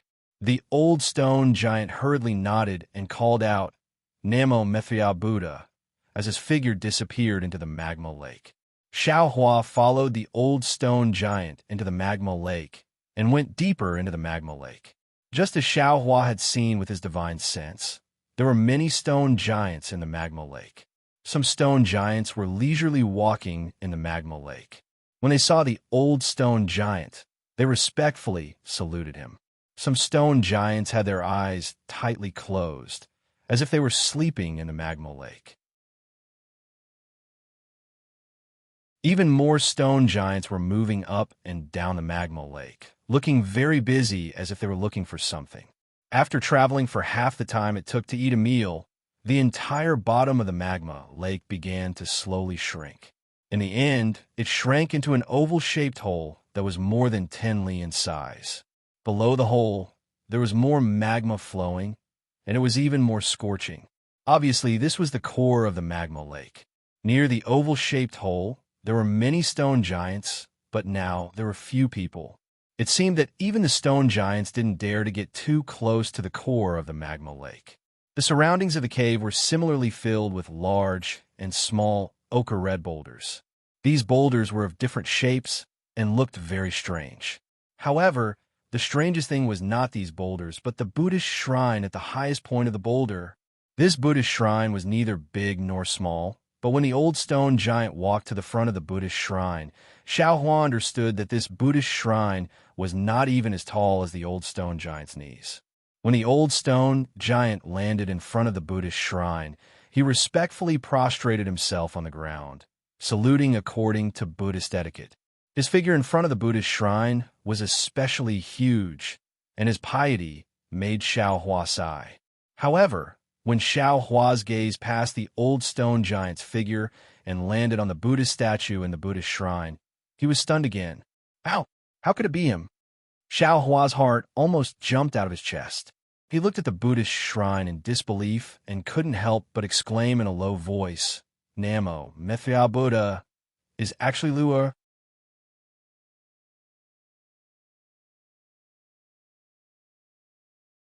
Chapter 4187. That's right, in that crude, stone-built Buddhist shrine, there was a fiery red Buddha statue carved out of crystal, flashing with holy Buddha light. The Buddha light shone brightly on the face of the Buddha statue. Wasn't that the lifelike Jiang Luo? Xiaohua had once stopped Jiang Luo, whose Buddhist name was Chuanzong, from taking down the Buddhist edict in the Jiangqiao temple. He had a deep impression of Jiang Luo's shaved head. Now that he saw the Buddha statue, he naturally thought of Jiang Luo. How is this possible? After Xiaohua recovered from his shock, he muttered, "What's going on? How can Jiang Luo be Nanwa Mithya Buddha? How can his Buddha statue be in this mysterious primitive continent?" Xiaohua's suspicions were heavy, but looking at the old stone giant who had already stood up, Xiaohua knew that he wouldn't be able to get anything out of this old stone giant. Xiaohua thought for a moment and waved his hand, releasing Buddha Bodhi from his Niwen palace. Buddha Bodhi looked around in bewilderment, activating the Buddha light to block the magma outside his body. He cupped his hands and asked, "Namwa Mithya Buddha, why did Tanyu ask this poor monk to come out?" Xiaohua didn't explain much. He pointed at the shrine behind Buddha Bodhi and said weakly, "What's the matter? See for yourself. Why ask so much?" Oh, Buddha Bodhi was even more puzzled, but when he saw the Buddha statue in the shrine, Buddha Bodhi smiled bitterly and replied, "Tanyu, what else do you want this poor monk to say? Jiang Luo is the real reincarnation of Nanu Mithya Buddha. This poor monk is the fake. Or it could be said that this poor monk stole Jiang Luo's luck and practiced the exquisite Lotus Leaf Sutra first." Hiss! Xiaohua sucked in a breath of cold air. The thoughts in his mind instantly became clear. That's right. This Xiao lost his memory and wandered to the Dawn Rain continent. By a freak combination of factors, this Xiao obtained the exquisite Lotus Leaf Pagoda. In fact, this Xiao is the intruder of the Dawn Rain continent. If this Xiao didn't lose his memory, this exquisite Lotus Leaf Pagoda would have fallen into his hands after Jiang Luo was born. Then he, a cultivator who couldn't practice Taoist techniques, would start practicing the real Buddhist techniques. After all, he is the real reincarnation of Mithya Buddha. Furthermore, if Tanyu hadn't come to the Dawn Rain continent, Jiang Luo would still be on the Dawn Rain continent. Although he wouldn't be able to obtain the gold leaf from the Great Snow Mountain, he would still be able to cultivate the exquisite Leaf Sutra, and not the current Prajna Heart Sutra. Buddha Subhuti reminded, "You wouldn't have come to this fork in the road, and there wouldn't have been any sutra-seeking bliss." However, Xiaohua was even more puzzled. He asked, "If Jiang Luo is Namo Mithya Buddha, then whose Prajnaparamita Heart Sutra is?" Back on the Great Snow Mountain, didn't that old monk also say? See, at this point, Xiaohua once again sucked in a breath of cold air, because everything that the old monk had said to him that day was equally suitable for Jiang Luo. Jiang Luo also understood the language of the Dawn Rain continent. Could it be that the old monk of the Great Snow Mountain is waiting for Jiang Luo? It's not me? Xiaohua has a strange feeling, but if the old monk wasn't waiting for this Xiao, then the old monk shouldn't have died that day. He should still have a longer lifespan. Thinking of this, Xiaohua seems to have thought of something. He hurriedly waved his hand and took out the pills he had obtained from the kitchen of the Great Snow Mountain. A silver-white halo flashed across his eyes. After looking at it for a moment, he said somewhat dejectedly, "Not bad. This is a spirit medicine that can extend one's lifespan." One pill can extend one's lifespan by 10 years, or even more. That old monk still had a lot of it in his kitchen. He should still be alive. He mistook me for this Xiao and stopped taking it. It can be said that he was burned alive. Namo Mithriya Buddha. Buddha Subhuti sighed and said again, "If this Buddha fruit belonged to someone else, it would still be snatched. But this Buddha fruit belongs to Luer. How can we snatch it?" "Yes, that's right." Xiaohua nodded. Luer's sutra-seeking bliss is most likely an arrangement of the Buddhist sect to let him attain the Buddha fruit of Namo Mithriya Buddha. When we return to the hidden immortal continent, we will settle this matter. There's another question. Buddha Subhuti said again, "If we snatch Luer's Buddha fruit and fate, then whose did Luer snatch?" That Prajnaparamita Heart Sutra, from the records of the Buddhist sect, it should be a cultivation technique cultivated by Ananda. Where is Ananda now? What is the Buddha fruit that Jiang Luer attained? It's a mess. Xiao Hua rubbed his temples in distress and said with a bitter smile, "Didn't your Buddhist sect cultivate the golden body of 9 lives and control reincarnation? How had such a big accident happen today? Haven't you heard of that saying? Things that can go wrong will definitely go wrong. Or is it that things that you worry about going wrong will definitely go wrong?" Buddha Subhuti answered with a smile. "Although my Buddhist sect's Arhat cultivates the golden body of reincarnation, it's inevitable that there will be accidents in the process. This accident is another person's opportunity and also his own tribulation. Today's situation is Jiang Luer's tribulation and this poor monk's opportunity." "That's true." Xiao Huan nodded. "If nothing goes wrong, all the Buddha fruits have already been attained by the Buddha Lord and the Bodhisattvas. How can they be left for the younger generation?" At this point, Xiao Hua seemed to think of something and said to Buddha Subhuti apologetically, "Fellow immortal, although this is our opportunity, but it's also Luer's tribulation. We are Luer's elders and senior sister is also very good to me, huh?" Buddha Subhuti waved his hand and said, "Namo Mithriya, you're thinking too much. Although this poor monk is an outsider, this poor monk and sandalwood are one. Didn't sandalwood say earlier? We are born from the same root and definitely can't cause trouble. This poor monk deeply agrees.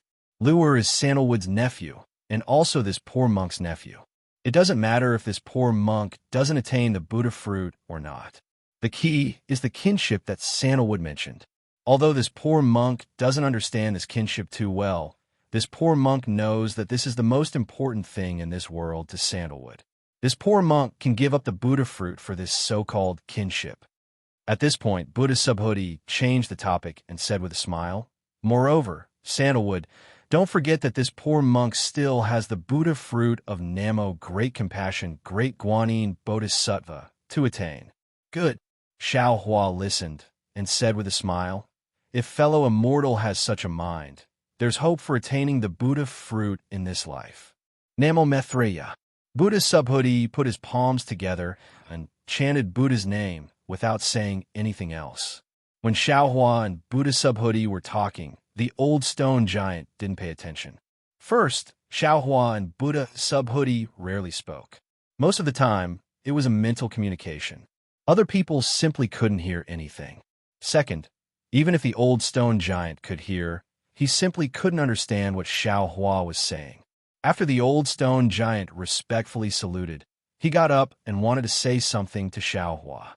However, when his single eye looked past Xiao Hua and landed on Buddha Subhuti's body, extreme shock appeared in his single eye.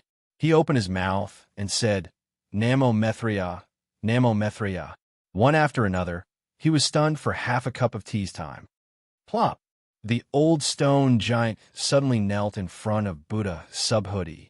Magma flowed out of his single eye and his mouth was sobbing. However, he still chanted the same 6 words. Buddha Bodhi sighed and lifted the old stone giant up. With a benevolent look in his eyes, he said, Namo Mithriya Buddha. I'm not the Mithriya Buddha that you guys worship. I'm just an ordinary bodhisattva. Namo Mithriya. The old stone giant didn't care about what Buddha Subhuti said. He just used his big hand to carefully pull Buddha Subhuti's monk robe and chanted Buddha's name again and again. Although his pronunciation wasn't accurate, his incomparable devotion actually made Buddha Subhuti feel a trace of the power of faith. How was this possible? Buddha Subhuti was somewhat astonished. He looked at Xiao Hua in puzzlement. After all, he wasn't Zhang Luer, nor was he Mithriya. How could he obtain the old stone giant's faith? However, although the power of faith was particularly weak, it was real. Buddha Subhuti rarely obtained any faith in the past tens of thousands of years. Therefore, he could clearly perceive the appearance of the power of faith. Xiao Hua looked at the old stone giant's appearance, and then looked at Buddha Subhuti's puzzlement. He also frowned. Normally, he would definitely encourage Buddha Subhuti to help. However, if Buddha Subhuti were to help now, it would clearly be snatching the opportunity from Zhang Luer. Not only was Buddha Subhuti hesitating, he was also hesitating. Fellow immortal, Xiao Hua's heart moved, and he said, previously, the human race on Shanhua continent was not prosperous. Fellow Taoist in green robes controlled the entire fortune gate by himself. Even fellow Taoist in Confucianism couldn't spread his branches and leaves. Now, the human race on this continent is flourishing. I'm afraid that there are more than 100 million of them. These humans also have the power of faith. Fellow immortal, you can spread the essence of Buddhism on Shanhua continent. Haha, Tanyu, I'm afraid that even a wise man will make a mistake. Buddha Subhuti laughed. The human race on Shanhua continent is flourishing. They can cultivate Taoism, Confucianism, and even soul cultivators can preach. This poor monk won't compete with them. This poor monk has a better place. Oh, what else is there? Xiao Hua was slightly taken aback. However, it was only a moment before Xiao Hua came to a sudden realization. Soon after, he bowed respectfully and said, Namo Mithriya Buddha, since fellow immortal has such a great wish, this poor Taoist will address you as master in the future. I don't dare. Buddha Subhuti said compassionately, humans are fruits, devils are fruits, beasts are fruits, and demons are also fruits. Everything in this world is a fruit in the eyes of my Buddhism sect. Tanyu has taken in so many devils, but you still haven't found a way to deal with them. Leave these devils to this poor monk. This poor monk doesn't have to compete with you fellow immortals for anything. Master is merciful. Hearing Buddha Subhuti's great wish, Xiao Hua didn't dare to be negligent. He called the master and said, I didn't think things through that day and brought great trouble to master. Namo Mithriya Buddha. This is tribulation, fate, cause, and effect. Buddha Subhuti nodded slightly. He then looked at the old stone giant who was carefully looking at him. The lava in the stone giants had already flowed to his chest.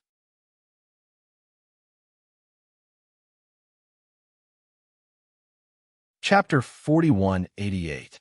Buddha Bodhi pondered for a moment and continued, although this poor monk is not Zhang Luer, this poor monk is Namo Mithriya in front of the old stone giant. In his eyes, there is no difference between a bodhisattva and a Buddha Lord. Just like Tanyu in the hidden immortal continent. Although Tanyu used the name of compassionate travel and the image of compassionate bodhisattva, the strength of faith is gathered on Namo Mithriya, merciful bodhisattva. Even if this poor monk does good deeds now, the strength of faith will fall on Namo Mithriya Buddha. When you and I return to the hidden immortal continent, this poor monk will give up this good karma and give it to Zhang Luer. Won't this karma end? It seems to be different. Xiao Hua shook his head slightly, disagreeing. As for why, he himself was not clear. Buddha Bodhi looked at the old stone giant and then raised his head to look at the magma. As if he was aware of the movement here, he slowly turned to the stone giants gathered here and said only one sentence.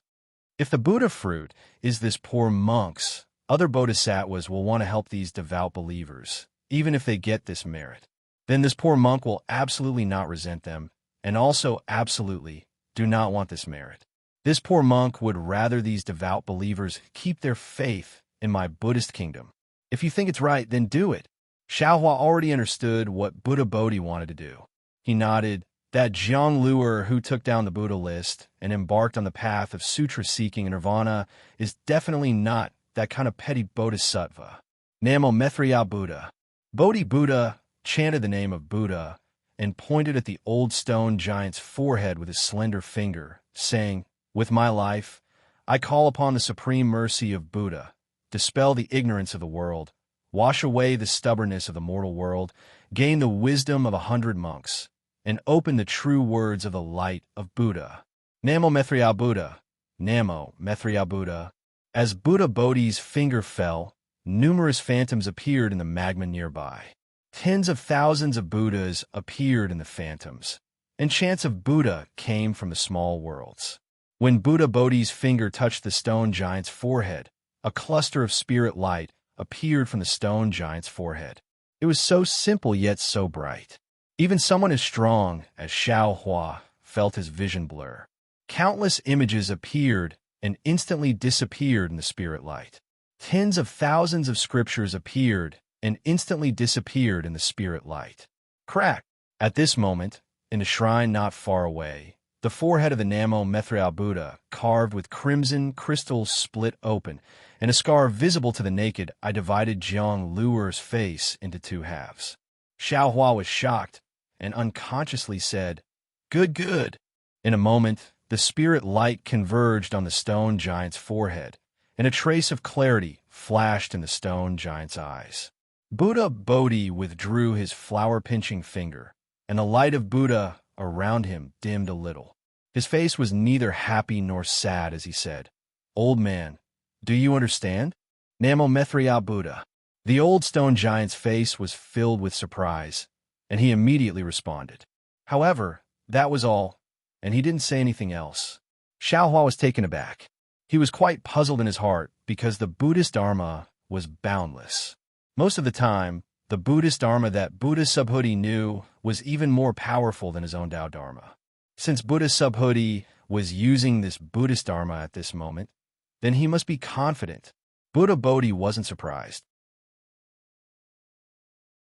He just closed his eyes for a moment, and then he opened them and said with a smile, "Old man, you should be able to understand this poor monk's words, but you can't say it because you don't know how to say it, and you don't know how to write it." Namo Mithriya Buddha. The old stone giant nodded and put his palms together. "Good."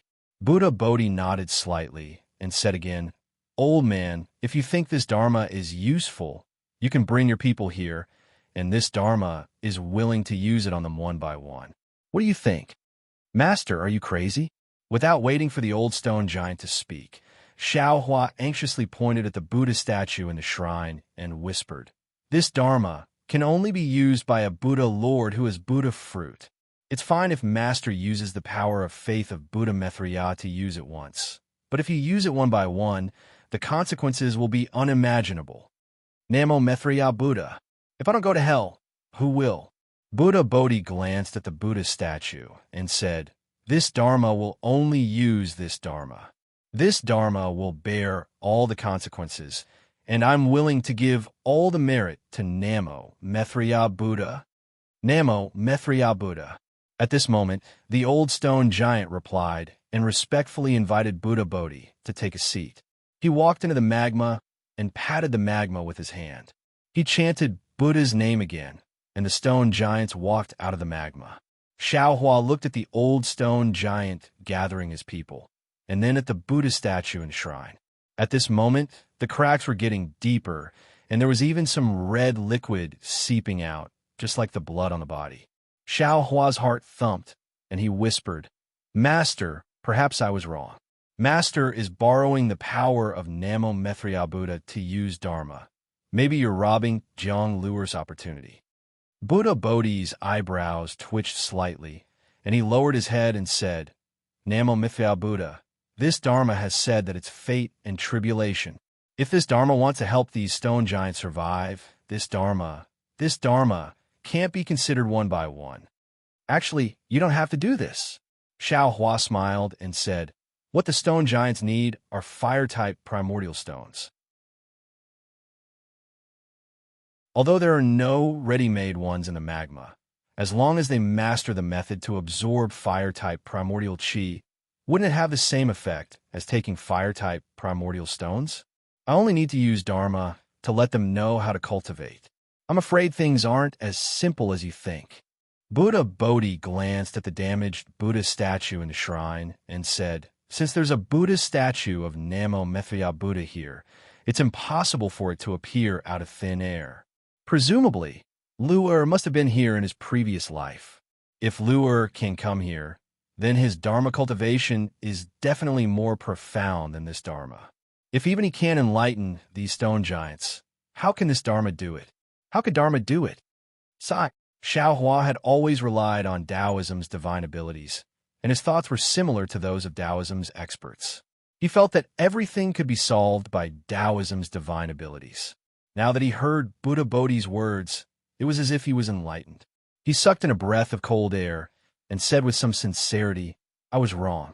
Enlightening these stone giants can't rely on Dharma or Taoism for a moment, but the power of time and a tenacious heart. Only when one accumulates 1,000 miles can it be effective. Namo Mithya Buddha, that's exactly it. Buddha Bodhi nodded. Although we Buddhists don't teach secular people and are somewhat different from Confucian cultivators, we have the same effect in praising the Dharma. As he said that, Buddha Bodhi glanced at the Buddha statue again and said, Lu'er might have known this in his previous life, but why didn't he do it? Was it because he didn't have enough time? Or was it because he didn't have the right opportunity? This is hard to figure out. It's probably because there was an opportunity to leave this continent, and he didn't have time to do these things, so he left his Buddha statue behind to teach the stone giants. Xiao Hua smiled. Unfortunately, this enlightenment took a wrong path, and only let the stone giants understand the 6 words Namo Mithya Buddha. Let this little monk walk this unfinished path for him. Buddha Bodhi also smiled and said, it's a pity that this little monk came in a hurry and didn't transform into Lu'er's appearance. Form isn't emptiness. Emptiness isn't form. Form is emptiness. Emptiness is form. Grandmaster, you're a little stubborn. Xiao Hua smiled. Although the old stone giant couldn't communicate with Xiao Hua and the others, now that he had obtained the root of wisdom, his mind was clear and bright. His command of the stone giant tribe was different from before.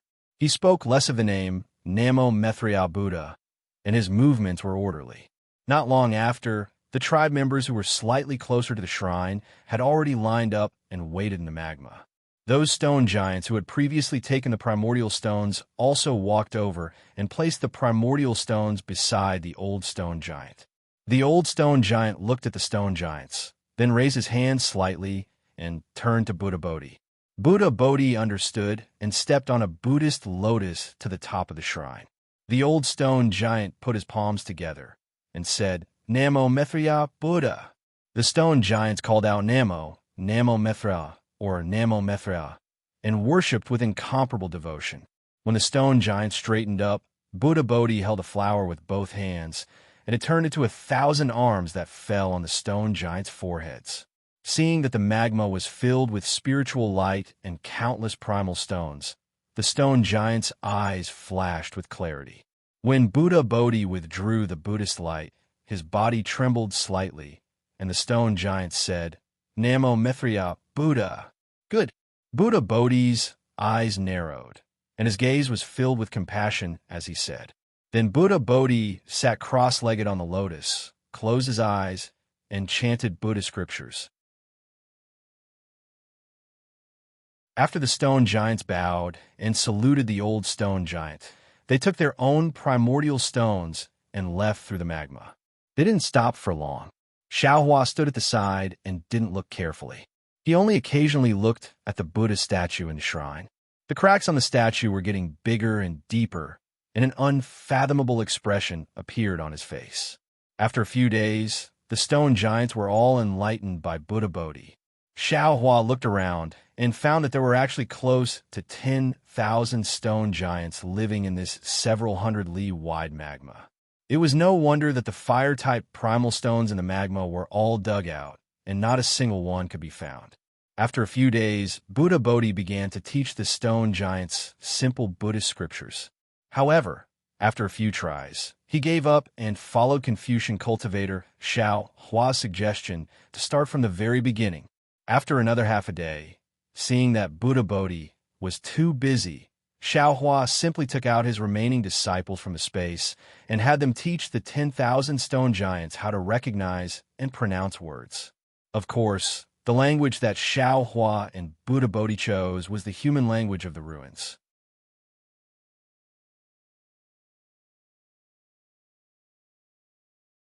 Chapter 4189.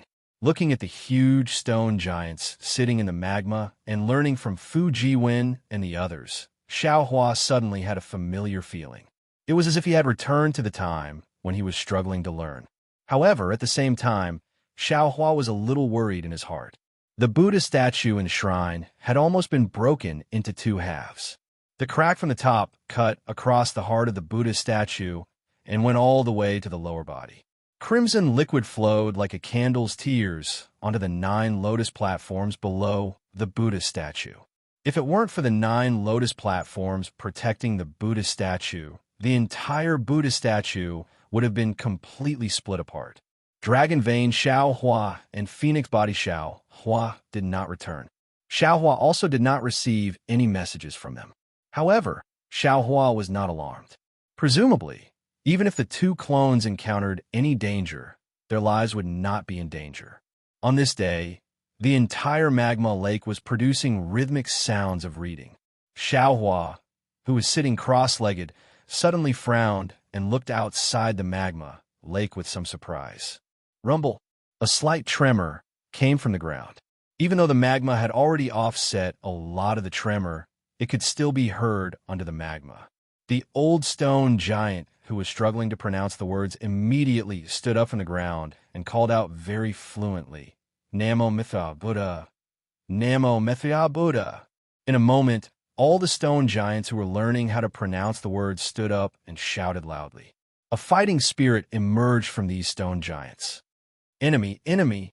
The old stone giant only now remembered that Buddha Bodhi was beside him. He hastily pointed above and stammered, Go! Buddha Bodhi nodded and waved his hand to give an order. Then, the old stone giant called out, Namo Mithra Buddha, and orderly arranged a group of stone giants to rush out of the underground space from various parts of the magma lake. We will also go out and take a look. It seems like something interesting has happened. Xiao Hua smiled and said to Buddha Bodhi and Confucian cultivator Xiao Hua and the other clones. This little monk has the same intention. Buddha Bodhi nodded and stood up on his Buddhist lotus. Xiao Hua, however, shook his head. Fellow Taoists, let's go. I have been dizzy from these rocks for the past few days. I still want to take a look at the magma and refine my wood origin. All right, go ahead, fellow Taoist. Just be careful. When Xiao Hua first saw the Buddhist shrine, he had already clearly seen the bottom of the magma. There was a completely different world under that oval-shaped hole. There were even a few places inside that Xiao Hua's divine sense couldn't penetrate. The stone giant couldn't enter, so he naturally didn't know.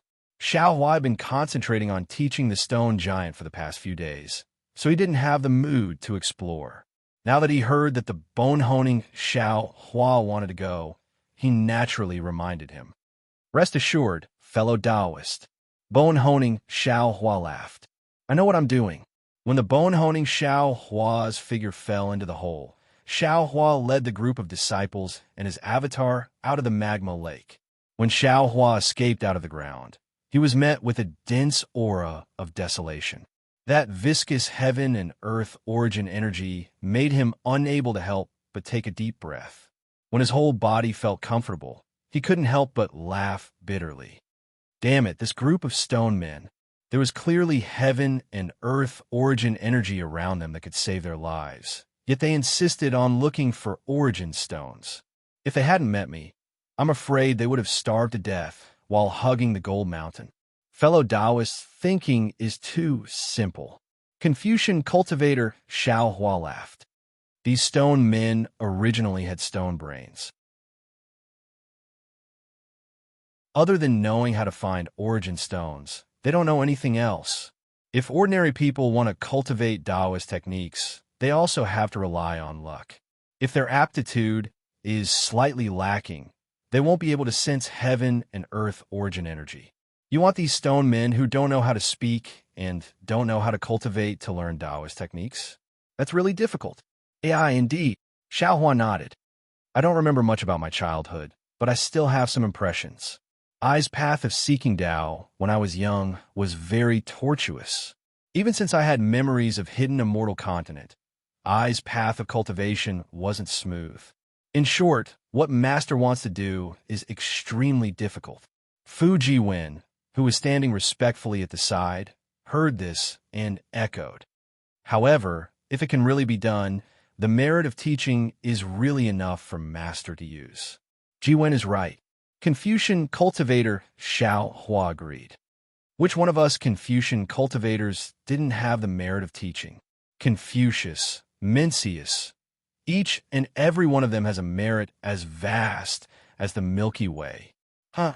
Hearing this, Xiao Hua suddenly laughed. He patted his head and said, I was fooled by the little monk. Damn it, Lu Er's cultivation in his previous life was indeed deeper than mine, but what he can't do, it doesn't mean that we can't do it. It's impossible to travel 1,000 miles without taking a few steps. But if we have a direction, we can naturally reach it with the help of flying equipment. Oh, ha ha ha. Confucian cultivator Xiao Hua was slightly stunned. After a moment, he also came to his senses. He looked at Buddha Bodhi and said with a smile, Yes, it's really like this. We have a heaven-defying space. Why can't we use it? Xiao Hua and the others landed on a nearby mountain ridge. As they spoke, groups of stone giants also walked out from various places on the Vermilion ground. At this time, between the mountains, a large number of stone giants appeared out of nowhere. These stone giants lined up, holding some strange stone tools in their hands. They neatly encircled the entire plain. It was this orderly pace that alarmed the old stone giant under the magma. Xiao Hua's divine sense swept over these stone giants, and he couldn't help but frown. Except for the stone tools in their hands, these attacking stone giants didn't look any different from the stone giants in the magma. Namo Mithriya Buddha. Just as Xiao Hua was puzzled, the stone giants that came out of the magma had already formed a formation. Moreover, this formation didn't look much inferior to the stone giants that surrounded them. Following the old stone giants' roar, all the stone giants waved their fists and rushed towards the besieged stone giants. In just a moment, a tragic scene appeared in front of Xiao Hua and the others. Whether it was the attacking stone giants or the defending stone giants, they all began to be injured. Some had lost arms, some had broken legs, and some had even lost half of their heads. However, no matter how injured they were, the two sides of the stone giants didn't shrink back. They attacked with all their might, trying their best to kill the other side in their own hands. Xiao Hua and the other clones, as well as many disciples, stayed on top of the mountain peak to watch, but they didn't make a move. Of course, based on the current battle situation, not to mention Xiao Hua, even Fu Jiwen and the other disciples could definitely kill the invading stone giants. However, Fu Jiwen and the others couldn't make a move because they didn't understand why these stone giants were attacking the stone giants in the magma. Strange. Confucian cultivator Xiao Hua looked at the two sides that were in a stalemate and asked in a low voice, All wars in the world have a cause. On the surface, the great war of the Tao of the Ruins was for the billions of wandering souls, but in secret, it was for the origin of wood, and even for the formation of the demonic spirit. Why are these two stone giants here? For the fire attribute primordial stones? There are no primordial stones in the magma, so it's impossible for these stone giants to not know. What if it's to kill the other side? These two sides are both stone giants, so there's no reason for them to naturally counter each other. Martial uncles, Jiang Hong said in a low voice from the side. These invading stone giants, they're not shouting Namo Mithra Buddha, but it seems to be dragon language. Ah, dragon language? Xiao Hua was startled and immediately listened carefully. Sure enough, the attacking stone giants seemed to be vaguely shouting, "Long live the dragon god! Long live the dragon god!" which was exactly opposite to the Namo Mithra Buddha that the magma stone giants were shouting. Damn it, there's something strange. Xiao Hua patted his forehead, somewhat vexed. Could it be that these stone giants aren't here for the primordial stones? Could it be that they're here for the so-called faith? Could it be that on this mysterious continent, other than Namo Mithra Buddha, there's another dragon god? Master, take a closer look. Jiang Hong looked carefully at the side and said, "Those stone giants shouting dragon god seem to have some dragon markings on their bodies, but these dragon markings are extremely few, only half a trace or a trace." Correct. That's exactly the case. Confucian cultivator Xiao Hua narrowed his eyes and nodded. Previously, I couldn't see clearly, but now that they're shouting "Long live the dragon god" and fighting with the magma stone giants, I can see clearly. Not only that, these magma stone giants also have an extremely faint swastika character on their bodies. Don't you think so, Master Subhoodie? Namo Mithra Buddha. How could Buddha Subhoodie not see this? His eyes were filled with compassion, and he chanted the name of Buddha. Although the stone giants weren't humans, they were still alive, and in this kind of slaughter, it was inevitable that there would be casualties. Green-robed fellow Taoist, Xiao Hua instructed, use a thunderous method to make these stone giants stop fighting. I really don't understand why they're fighting. Confucian cultivator Xiao Hua smiled and said, fellow Taoist, you're confused. Green-robed fellow Taoist and soul cultivator fellow Taoist are building a transfer array. They're not here. Then I'll have to trouble you, fellow Taoist Confucian cultivator. Xiao Hua was truly somewhat anxious and said impatiently, make them quickly stop this senseless slaughter. This young one understands. Confucian cultivator Xiao Hua naturally understood what Xiao Hua was thinking. He waved his hand, and tens of millions of 5 chi-righteous thunders appeared out of thin air. With a rumbling sound, they struck down, scaring all the stone giants into a daze on the spot. Namo Mithra Buddha. The magma stone giants took the lead to shout, and each of them covered their heads and fled towards the entrance of the magma. The attacking stone giants were no exception, and after only holding on for a few breaths, they also fled in panic. Jiang Hong, seeing the stone giants run away, Xiao Hua instructed, transform into your figure and follow these stone giants to see what's going on. Yes, disciple understands. Jiang Hong's body surged with dragon markings, and her figure immediately flew up.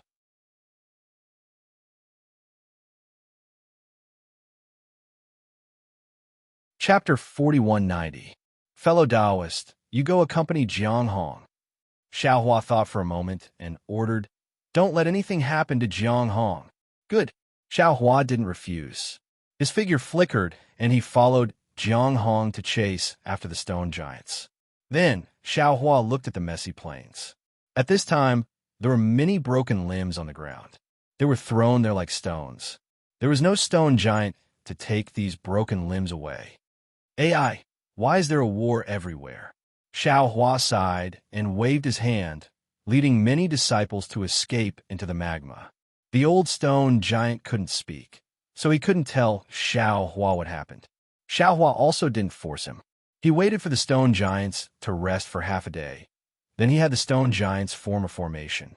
He took out the Kunlun mirror from his bosom, and with the command of Buddha Bodhi, he sent all the stone giants into the space under the urging of his magic power. Because of their belief in Buddha Bodhi, these stone giants were easily sent into the space. Moreover, inside the space, Jade Archive Xiao Hua had already created an illusion of a magma lake for them. Many stone giants entered the space without any rejection, just like the magma lake that extended out of the mysterious continent. In his own space, Jade Archive Xiao Hua could do whatever he wanted. First, he waved his hands and sent countless soul threads into the foreheads of these stone giants like lightning bolts. He taught these stone giants ordinary cultivation methods. And then, after a little thought, he sent some ancient books of Confucian cultivators and some essences of Buddhist sects into their minds. Xiao Hua even created tens of thousands of Buddha Bodhi to teach these stone giants how to speak. This was the idea that Xiao Hua had previously thought of. Jiang Luer's previous life might have been more powerful than Xiao Hua's current cultivation, but he didn't have the space, so he didn't have the ability to control space. As for Xiao Hua, although he was not omnipotent in this space, teaching these stone giants how to speak and decipher words was still quite easy. Jade Archive, Xiao Hua's ability to teach was hard to say, but his method of imparting Dao magic was indeed first class. After receiving Jade Archive, Xiao Hua's teachings, all the stone giants closed their eyes and meditated, seemingly gaining something. After a few days, although these stone giants couldn't really speak, they were forced to speak by their experiences. After another dozen or so days, all of the stone giants could clearly express their thoughts. Therefore, Xiao Hua struck while the iron was hot and sent them out of space. He also had Fu Jiwen and the other disciples give them instructions. On one hand, he explained the cultivation technique, and on the other hand, he was familiar with the language. It was truly beyond Buddha Bodhi's expectations. Xiao Hua's actions were extremely effective. In the span of a dozen days, the stone giants in the magma lake seemed to have been reborn. Learning to read and write was the most basic. Many of the stone giants had already begun to discuss the essence of cultivation.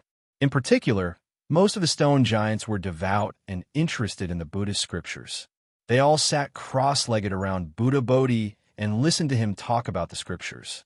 At this point, Xiao Hua finally understood the ins and outs of the situation. The magma stone giants had begun to worship Namo Mithriya the moment they formed their own race. The Buddha statue in the shrine had always been there for them to worship. Of course, they didn't know where the shrine came from or who was worshiping. They only knew how to say, Namo Mithriya the Buddha. Moreover, each stone giant was different, so they didn't know the full story. The stone giants in the magma lake lived on fire attribute source stones. Normally, they would look for source stones to fill their stomachs in the magma lake.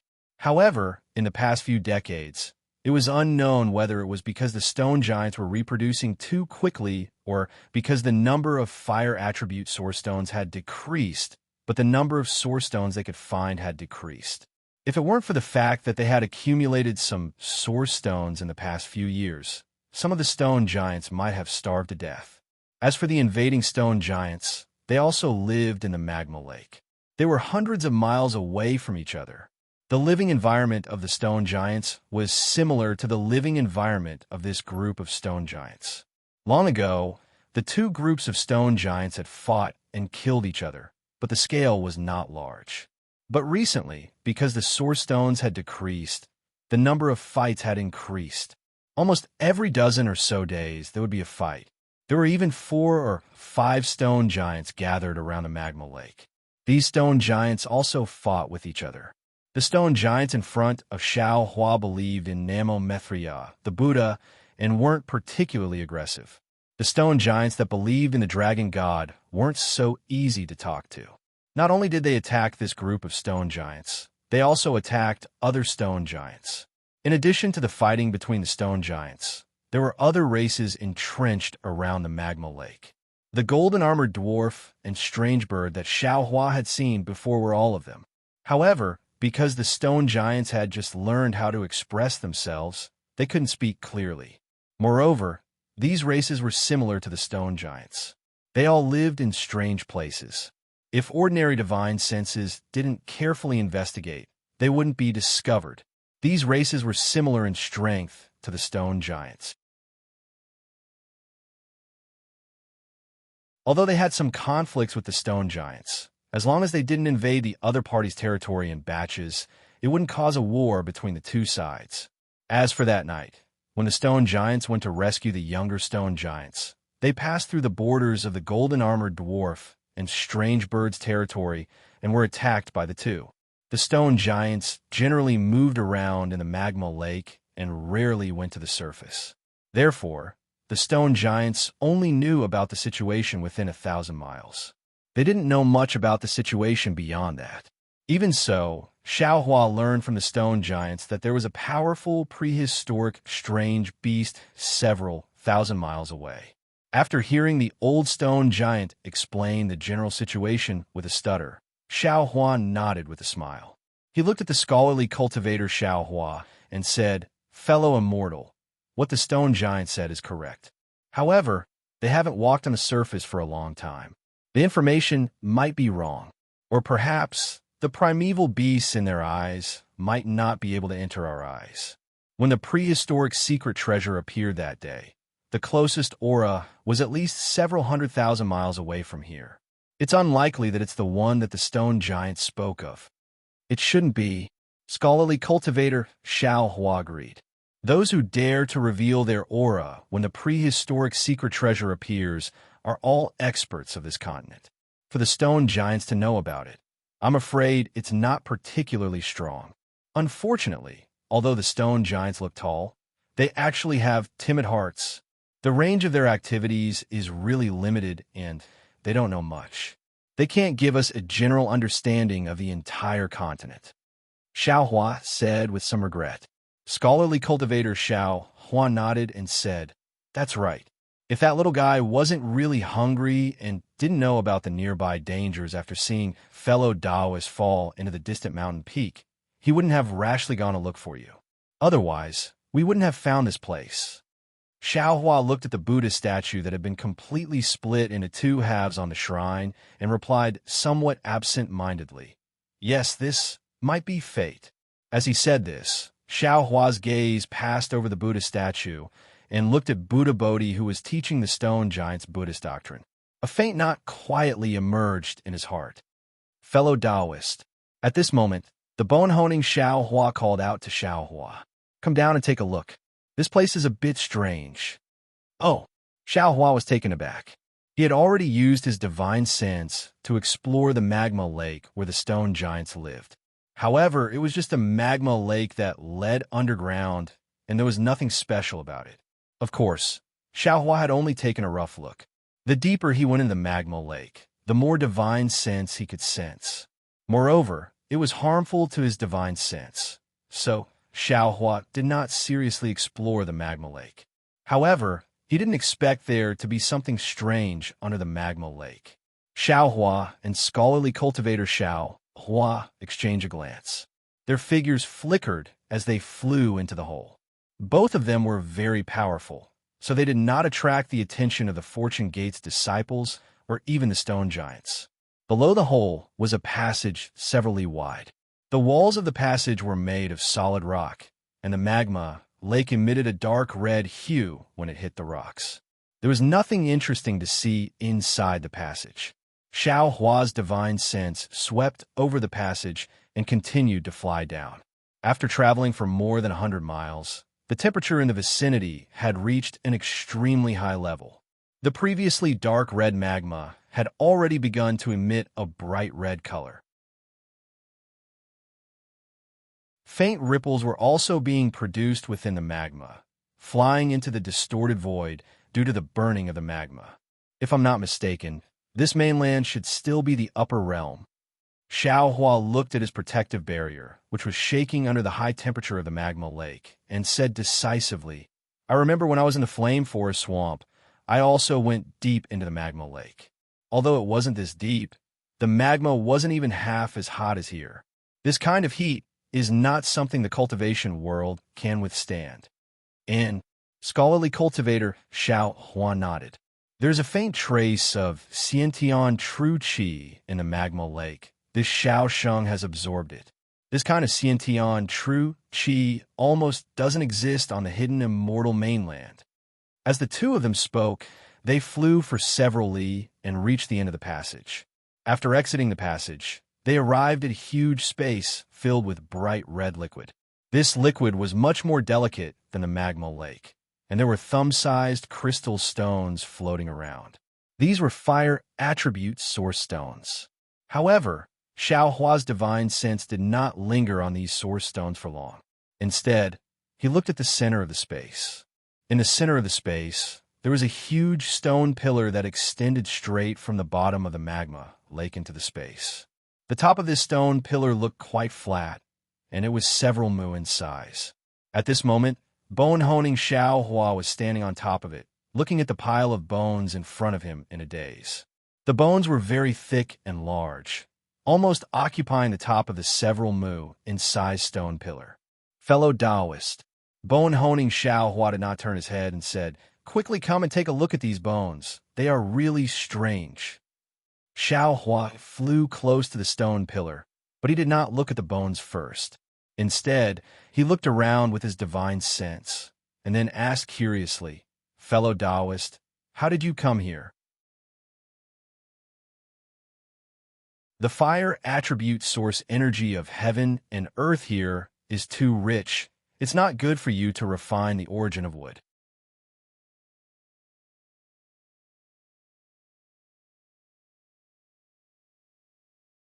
Chapter 4191.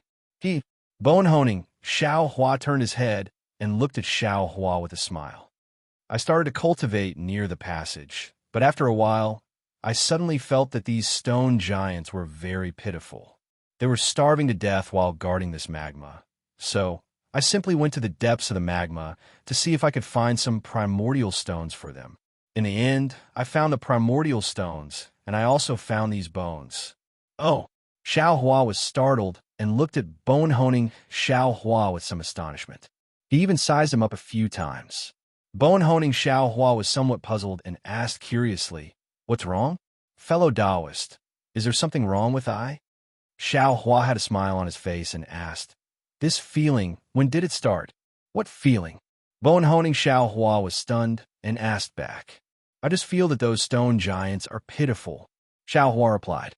"Just now." Bone-honing Xiao Hua was really at a loss. "Congratulations, fellow Taoist. Congratulations, fellow Taoist." Xiao Hua cupped his hands and said, "Fellow Taoist, you have a sympathetic heart. You are not far from becoming a real person." Is that so?" Bone-honing Xiao Hua touched his bald head in embarrassment and replied embarrassedly. Xiao Hua asked with interest, "If I let fellow Taoists control the celestial white bones again, how confident would fellow Taoists be?" Bone-honing Xiao Hua pondered a little and seemed to understand something. He nodded and said, "I don't have much confidence now, but I seem to have confidence. I dare to control the celestial white bones." "Good." Xiao Hua clapped and said with a smile, "I have been thinking about how to use the Tao Sec secret technique to control the celestial white bones. I even thought about using the secret technique of sacrificial refining to refine the celestial white bones. Moreover, to be honest with you two fellow Taoists, I have already let green-robed Xiao Hua look at the cultivation methods I obtained from the ruins. I want to find a method to suppress the celestial white bones. However, according to fellow Taoist tempered bones, if we want to control the Deva bones, we can't do it from the outside. That's an inferior method. We should use superior methods to control the Deva bones from the inside out." Xiao Hua, the Confucian cultivator, had been studying the classics of Confucianism ever since he was born. He had a lot of experience in thinking, so he had a good understanding of these seemingly profound things. He said, "Fellow immortal, you mean to let fellow immortal tempered bones develop human emotions, and use these emotions to influence the wisp of consciousness inside the celestial bones, and finally assimilate it?" "That's right. That's exactly it." Xiao Huan nodded. "The thing that controls the celestial white bones is that triangular blood bone. The strand of consciousness within this blood bone is extremely strong and tyrannical. Just refining this consciousness alone would take thousands or even tens of thousands of years. I even felt that there would be a risk of backlash. Moreover, if I sacrificially refined this consciousness, there would be a barrier between the consciousness and the white bones, and it would be difficult to achieve perfect control. Only by slowly assimilating it would it be possible to firmly control the celestial white bones." Speaking up to here, Xiao Hua smiled again. He looked at the white bones on the stone pillar and said, "Of course, these are just some of I's guesses. Fellow Taoist temper bones has to try to know. Let's not talk about the celestial white bones anymore. Fellow Taoist tempered bones, is there anything strange about these white bones?" "Oh, it's like this." Xiao Hua raised his hand and held a white bone that was several feet thick in his hand. He pointed at the white bone and said, "When I came here, before I even saw those primordial stones, I sensed the power of lightning within this white bone. This power of lightning is somewhat similar to that of the celestial white bones. I thought that I'd found a new celestial white bone, but when I picked up this white bone, I discovered that the power of lightning within this white bone had entered I's body and disappeared. The white bone no longer had the power of lightning. Moreover, it was also different from the celestial white bones. Although the celestial white bones were fragmented, there was a kind of vague and exuberant vitality inside. That vitality seemed to be indestructible. And these white bones are the same as ordinary white bones. They seem to be completely dead." Xiao Hua didn't know whether to laugh or cry. Looking at these white bones, he said, "Isn't it normal for white bones to be completely dead? Celestial white bones that have vitality are actually abnormal. Fellow Taoist, don't forget that this is the mysterious continent, the upper realm." Xiao Hua said in all seriousness, "Whether these white bones belong to prehistoric beasts or celestials, there should be vitality within the white bones. They shouldn't be completely dead." "But aren't these white bones dead?" Xiao Hua took the white bones and scanned them with his divine sense. Then he handed them to Xiao Hua. Xiao Hua cultivated life energy, so he was naturally more sensitive to vitality. When he took the white bones, he already sensed it. "So, the origin of these white bones is a bit strange," Xiao Hua asserted. "They must have died under an incomparably powerful lightning strike. A fatal strike." "Perhaps," Xiao Hua replied. His divine sense scanned the pile of white bones again. Suddenly, a strange expression appeared on his face. He said, "However, these dead white bones are also useful to us." "Oh, what can they be used for?" Xiao Hua was greatly puzzled. He asked curiously, "Could it be that fellow Taoist can use these white bones to make another celestial?" Xiao Hua looked at Xiao Hua unhappily. "You only know how to make a celestial. Don't forget, we have the Million Ming Mountains Nether Passage mirror in our hands. Although your soul tool has been repaired by fellow Taoist soul cultivator, it can't be perfect. Fellow Taoist Green Robe also obtained a lot of white bones in the spring-penetrating Forbidden Sea. Compared to these white bones, I'm afraid the difference is like heaven and earth, right?"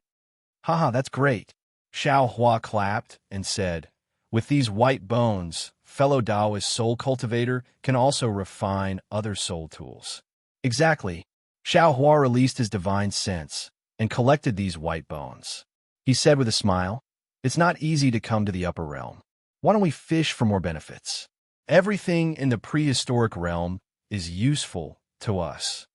"Ah, of course, not to mention these white bones. Even these crystals look several times better than those in the hidden immortal continent." Xiao Hua laughed. He opened his mouth and spat out a beam of light, which turned into thousands of light threads and fell into the magma.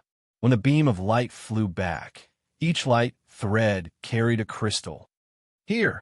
Xiao Hua took the crystal and didn't keep it.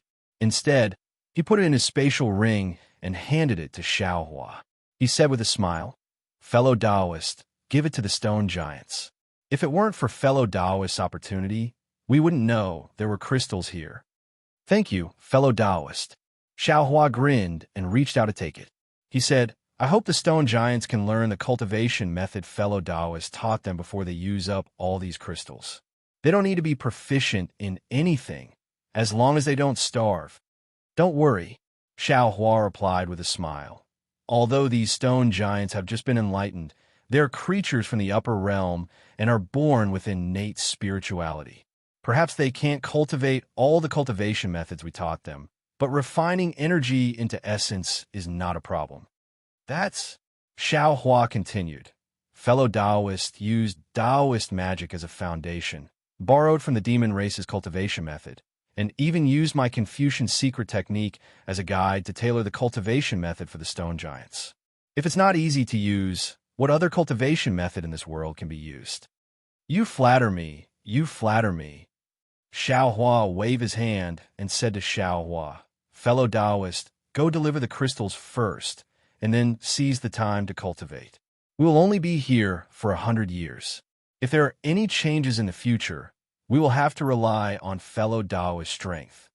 Yes, I know, Xiao Hua said, and urged his figure to go up the passage. Looking at Xiao Hua's back, Xiao Hua said with gratification, I really didn't expect that this fellow Taoist who calls himself a celestial would also start to have the emotions of a mortal. Yes, the inheritance of Confucian cultivators is indeed no small matter. Not to mention the human race's inheritance in the 4 books and 5 scriptures. Even the words used for children's enlightenment can make stubborn people develop spiritual wisdom. Xiao Hua also sighed, and there was a faint sense of pride in his words. In this aspect, Taoist magic is slightly lacking. Developing spiritual wisdom might have some effect on the human race, but it definitely won't work on strange creatures like the stone giants. Xiao Hua nodded and looked into the distance. There seems to be something strange over there. Fellow Taoist, will you follow I there? I won't go. Xiao Hua shook his head. I also have something to do. Oh, what is it? Xiao Hua was somewhat puzzled. This mysterious continent has the same righteous aura as the ruins, but this righteous aura doesn't have the aura of the human race. The stone giants have already been enlightened. I want to comprehend the changes in the righteous aura, which will be of great help to my cultivation. That's right. Xiao Hua clapped his hands and said, fellow Taoist cultivates the Confucian Tao in the hidden immortal continent. No matter what, you can only comprehend it from the source. Now that you have the chance to see the source, it's an opportunity to see something from nothing. I also congratulate fellow Taoist. Hee, congratulations to you too. Xiao Hua smiled mysteriously, cupped his hands, and left. Seeing that the bone-tempering Xiao Hua and Xiao Hua were both busy, Xiao Hua was very happy. He turned around and flew to another place in the space. Just now, when Xiao Hua used his divine sense to explore, he already discovered that there was a similar passage in this place. Xiao Hua's 5 elements escape technique had already been cultivated to the extreme. Although he was inside the magma, the distance of several hundred li was only a moment. However, after Xiao Hua flew to the bottom of the passage, he didn't rush in. Instead, he looked further into the magma with a trace of doubt on his face. He saw that there was also a several mu large stone pillar standing out from the bottom of the magma. Moreover, there was also a pile of white bones on top of the stone pillar. Xiao Hua narrowed his eyes. He used his divine sense to explore the surroundings for a moment. Seeing that there was nothing strange, he flew over again. After landing on the stone pillar, Xiao Hua picked up one of the white bones and examined it carefully. This white bone was different from the one Xiao Hua saw before. It was slightly thinner and shorter. Moreover, it only covered half of the stone pillar. There was no lightning power on the white bone. Instead, there were extremely small holes that pierced through the white bone. These holes were densely packed and countless. If it was an ordinary bone, it would have been shattered long ago. However, when Xiao Hua used his finger to flick it a few times, the white bone actually produced a metallic sound. It seemed to be very hard.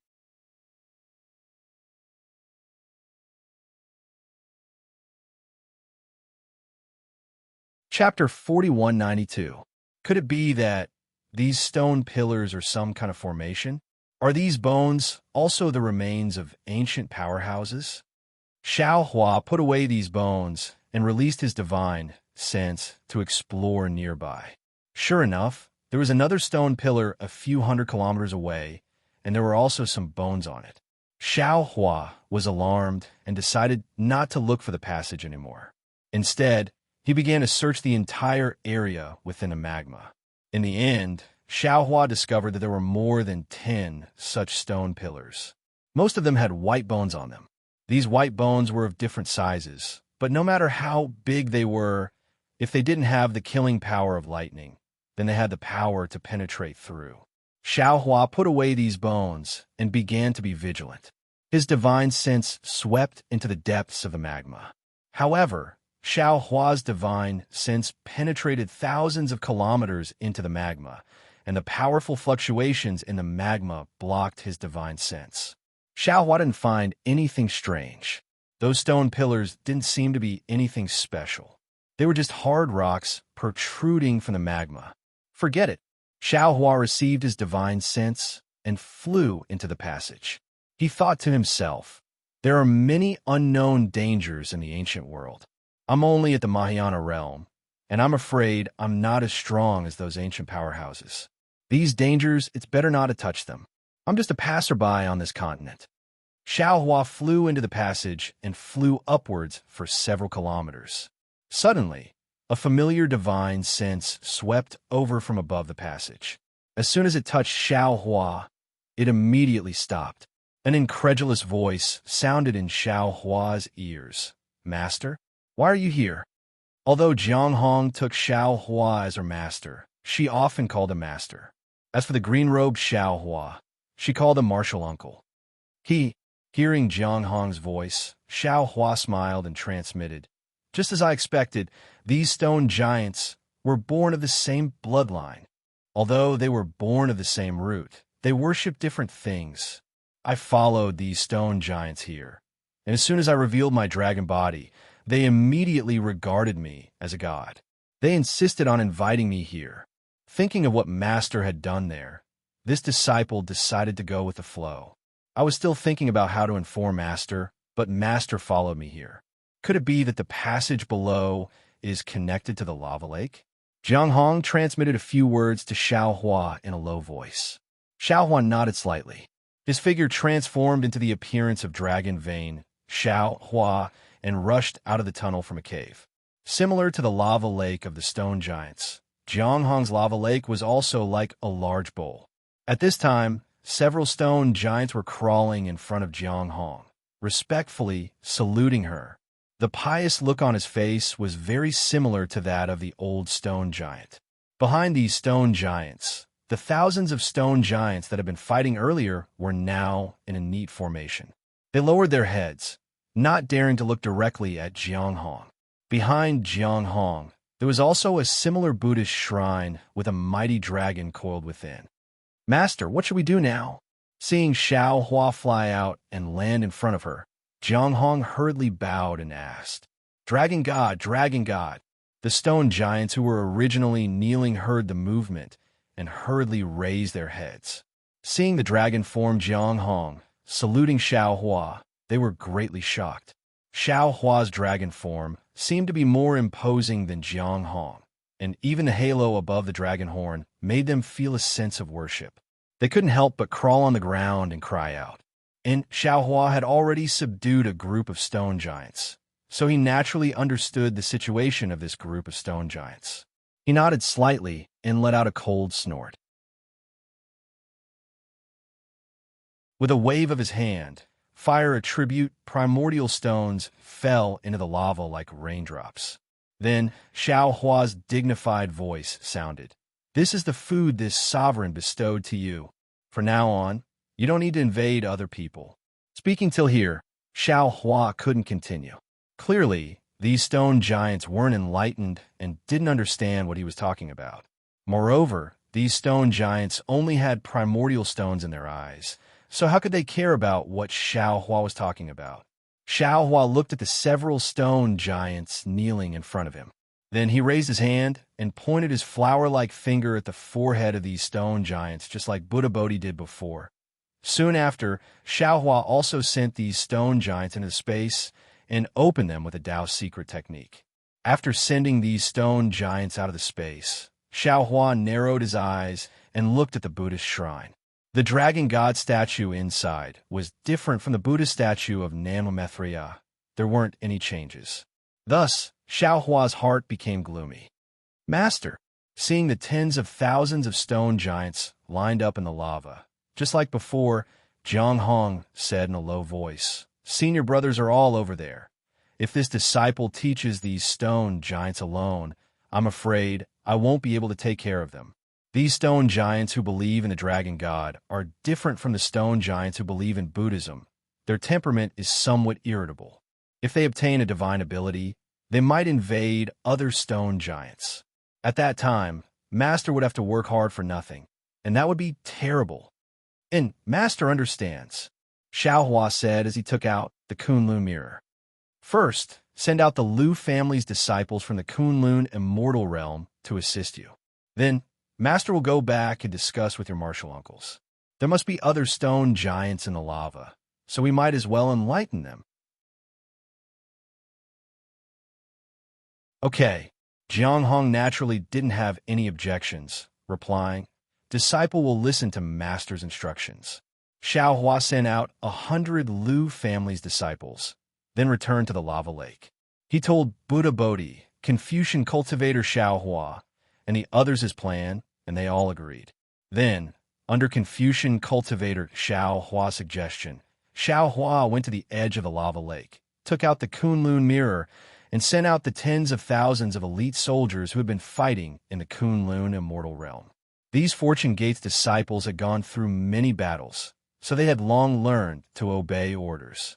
They obeyed Xiaohua's orders as if they were military orders, and there was no need for Xiaohua to explain too much. After Xiaohua finished speaking, these disciples began to plan and discuss countermeasures. In the time it took to eat half a meal, everyone had come up with a complete plan. These plans were passed to Lu Yi and the other disciples, and then to Xiaohua. When Xiaohua saw these plans, he couldn't help but be moved. What Xiaohua thought of, these disciples gave practical steps. What Xiaohua didn't think of, these disciples gave suggestions based on their own understanding. There were even many things that Xiaohua didn't consider. First of all, Xiaohua only wanted these disciples to teach the stone giants in the lava lake. These disciples felt that teaching the stone giants would hinder the heavens' justice. Moreover, if the stone giants were in trouble, other races would also be in trouble. Therefore, they suggested not only teaching the stone giants, but also the golden-armored little man and other desolate races. Secondly, Xiaohua only wanted to teach the stone giants, but these disciples felt that since the desolate land was so big, there was no harm in expanding the scope of teaching. After all, this was not a war, and some disciples with lower cultivation could also contribute. Therefore, they suggested that Xiaohua let out all the Shenhua continent's disciples that could, as a kind of travel and a kind of test. Finally, they also suggested that Xiaohua and the other Grand Ascension Realm cultivators should stay in the center and immediately teleport over to defend against any desolate beasts. Especially Xiaohua, because he controlled the Kunlun mirror. All the desolate races that were taught had to enter the Kunlun immortal realm to be enlightened. Therefore, Xiaohua had to establish a communication channel with these disciples, and when Xiaohua was needed, Xiaohua should be there in a timely manner. Ha ha ha! Xiaohua looked at these suggestions and plans and beamed with joy. He clapped his hands and said, With such disciples in my Fortune Gate, why should I worry about the Tao Gate?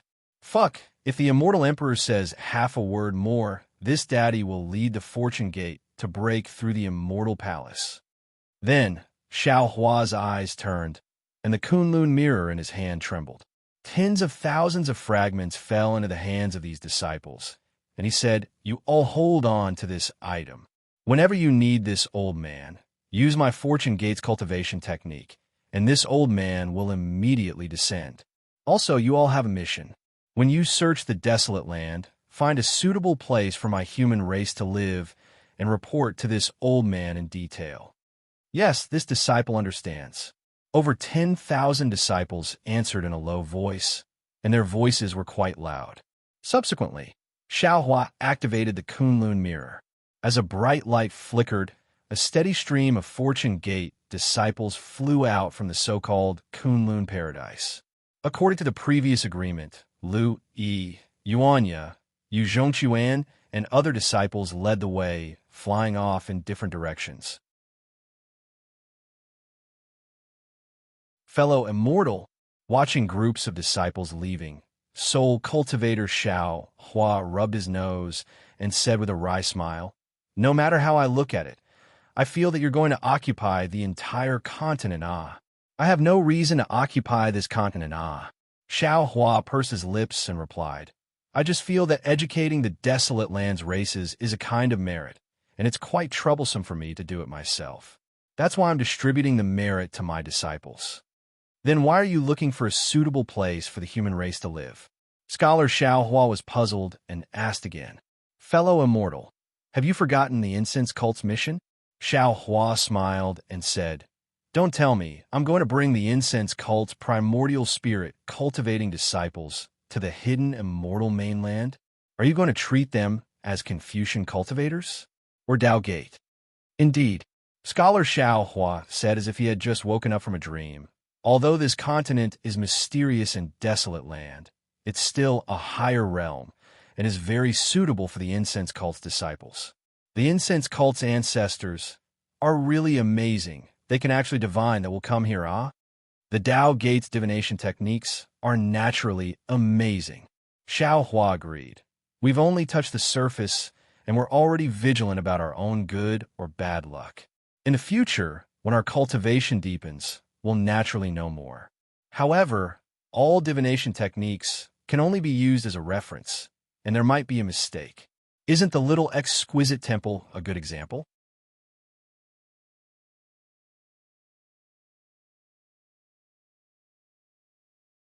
Chapter 4193. Also, Confucian cultivator Xiao Hua asked, "Fellow Taoist, you sensed an omen of danger. We must leave as soon as possible. Aren't you afraid of causing trouble by placing the fragrance cult's disciples here? That omen is directed at us. It shouldn't involve the fragrance cult's disciples. If we bring them to the hidden immortal mainland, they will be in even more trouble than now. Moreover, I will take a look at the karma manual before leaving this place." Speaking of this, the Kunlun mirror in Xiao Hua's hand suddenly glowed like a firefly. "Oh, that's fast, ah." Xiao Hua was surprised. "It's only been a short while. We haven't sent all the disciples out yet, but there are already disciples over there informing us that they can use the spiritual enchantment technique." Xiao Hua released his divine sense. Sure enough, several hundred li away, Yu Zhongquan was leading a group of Fortune Gate disciples deep into the mysterious ice land. There were a kind of fishmen covered in light blue scales. These fishmen were waving their fin-like arms at Yu Zhongquan, and they were chanting the same Buddhist mantra. Xiao Hua's divine sense swept the fishmen into his space, asking Buddha Subhoodie to use a Buddhist technique to enchant these fishmen. Subsequently, Xiao Hua sent these mermen back to the land of mysterious ice.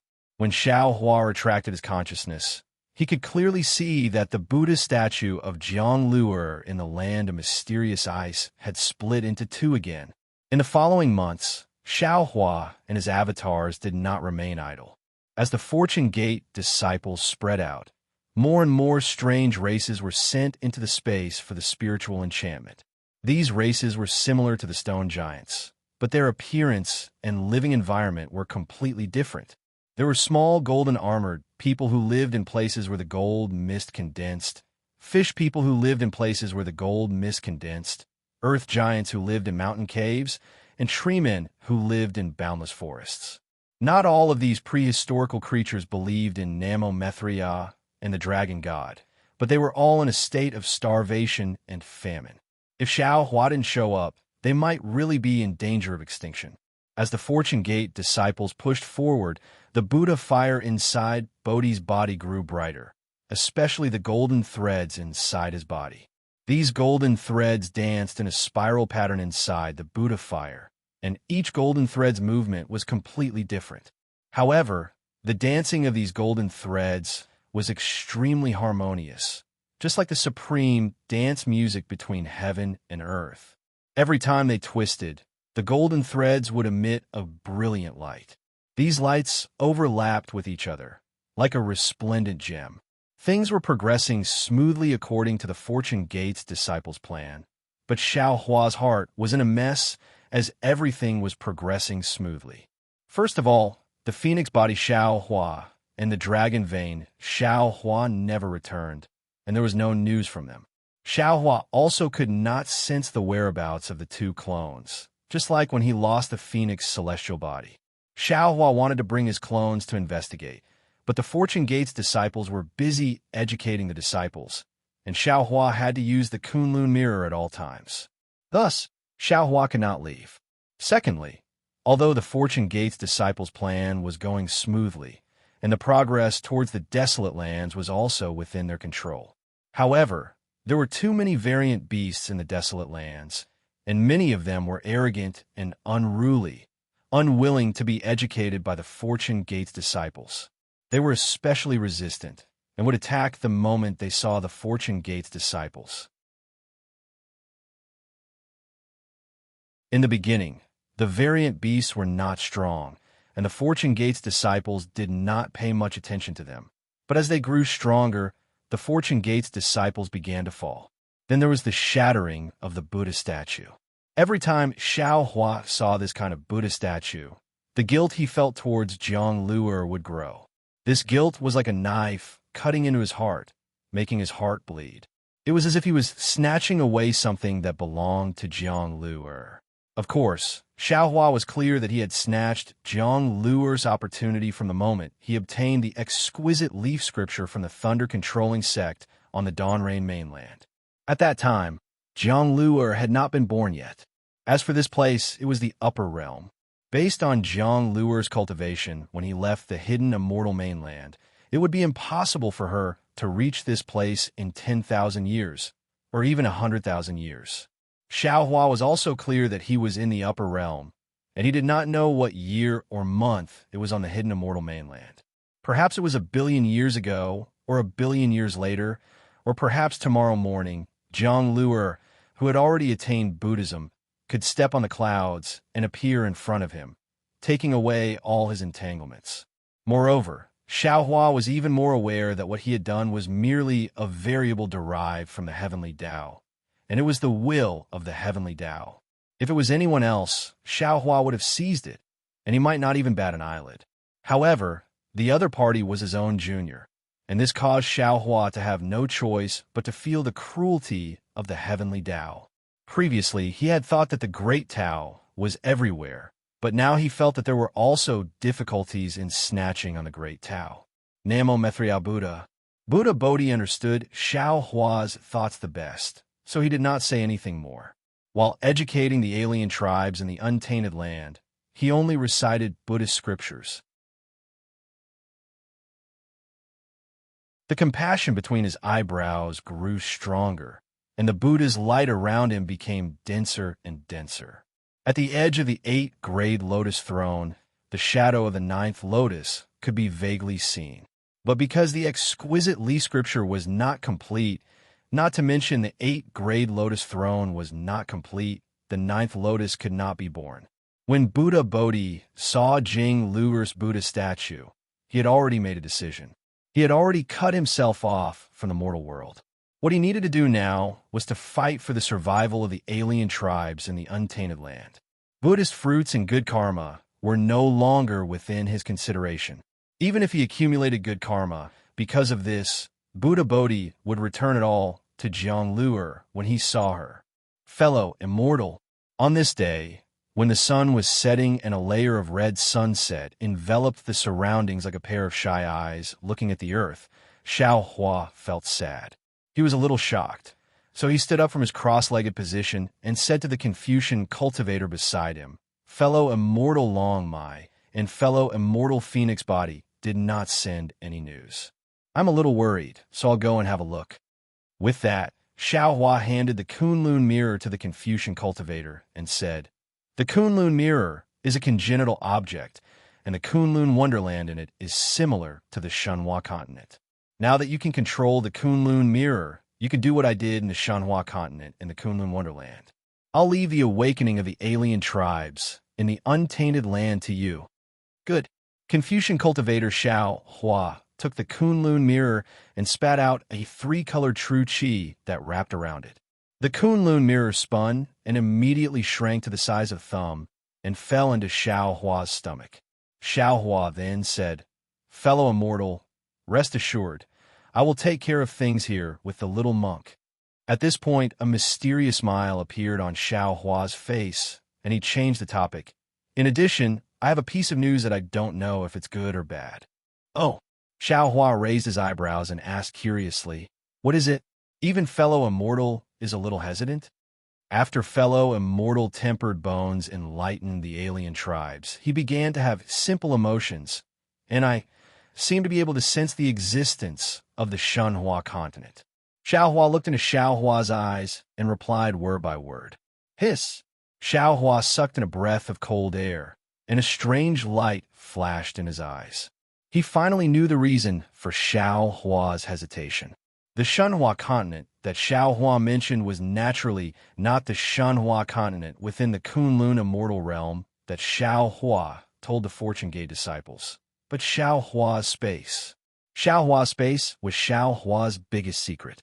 Until now, Xiaohua had never told Lu Yi, Fujiwen, and the other disciples. All of them also thought that the Shenhua continent was within the Kunlun immortal realm. As for Xiaohua's several clones, although Xiaohua did not intend to hide anything, he never thought that his clones could sense his space. In particular, although Confucian cultivator Xiaohua's words were very ambiguous, the meaning was clear. Now that Xiaohua could only sense space, then one day he would be able to enter the space without Xiaohua. Even there was a possibility that Xiaohua would be able to control the space. Since Xiaohua had this ability, what about the green-robed Xiaohua, the soul cultivator Xiaohua, and the phoenix physique Xiaohua? In the future, they would naturally be able to enter the space at will. Thinking of this, Xiaohua's heart suddenly became alarmed. Damn it! This fellow immortal is not the first clone to be able to sense space. The most powerful one is the green-robed one. This guy is the first clone to be able to freely enter and exit the space. The earliest should be in the Spring Forbidden Sea, right? No, it might be too early. Those few times when I was in danger, he came out of the space to control the body when I fainted, but I did not care too much. If fellow immortal did not mention it, I'm afraid I would still be in the dark, right? When he thought of his only secret being controlled by his 10 clones, Xiaohua's heart became empty for no reason. He had lost the most important thing. Looking at Xiaohua's smile, that was not a smile, Xiaohua asked, "Fellow immortal, did you only have this feeling today? In the past, it was vague, but recently it became clear." Xiaohua did not hide it and replied, A Confucian cultivator emphasized not to look at indecent things and not to approach indecent things, so I felt that I should tell fellow immortal. Green-robed Xiaohua naturally did not have such moral integrity, so he could enter and exit the space without fear. "Forget it." Xiaohua pondered for a moment and said with a bitter smile, "Shenhua continent is our own. We can hide it from others, but there is no need to hide it from fellow Taoists. Fellow immortal can rest assured. Fellow immortal is our main body. You are the master of the space. We can only enter and exit the space." Xiaohua said again, "Actually, if we have more abilities, we can probably help fellow immortal more." You're tuning in to the Romance Rendezvous YouTube channel. We're so grateful for your support, and don't forget to subscribe to join us on this incredible journey through captivating stories. Your generosity through donations truly makes a world of difference, as it's the primary source of revenue that allows me to expand and enhance this channel for you. Thank you from the bottom of my heart for being a part of this adventure.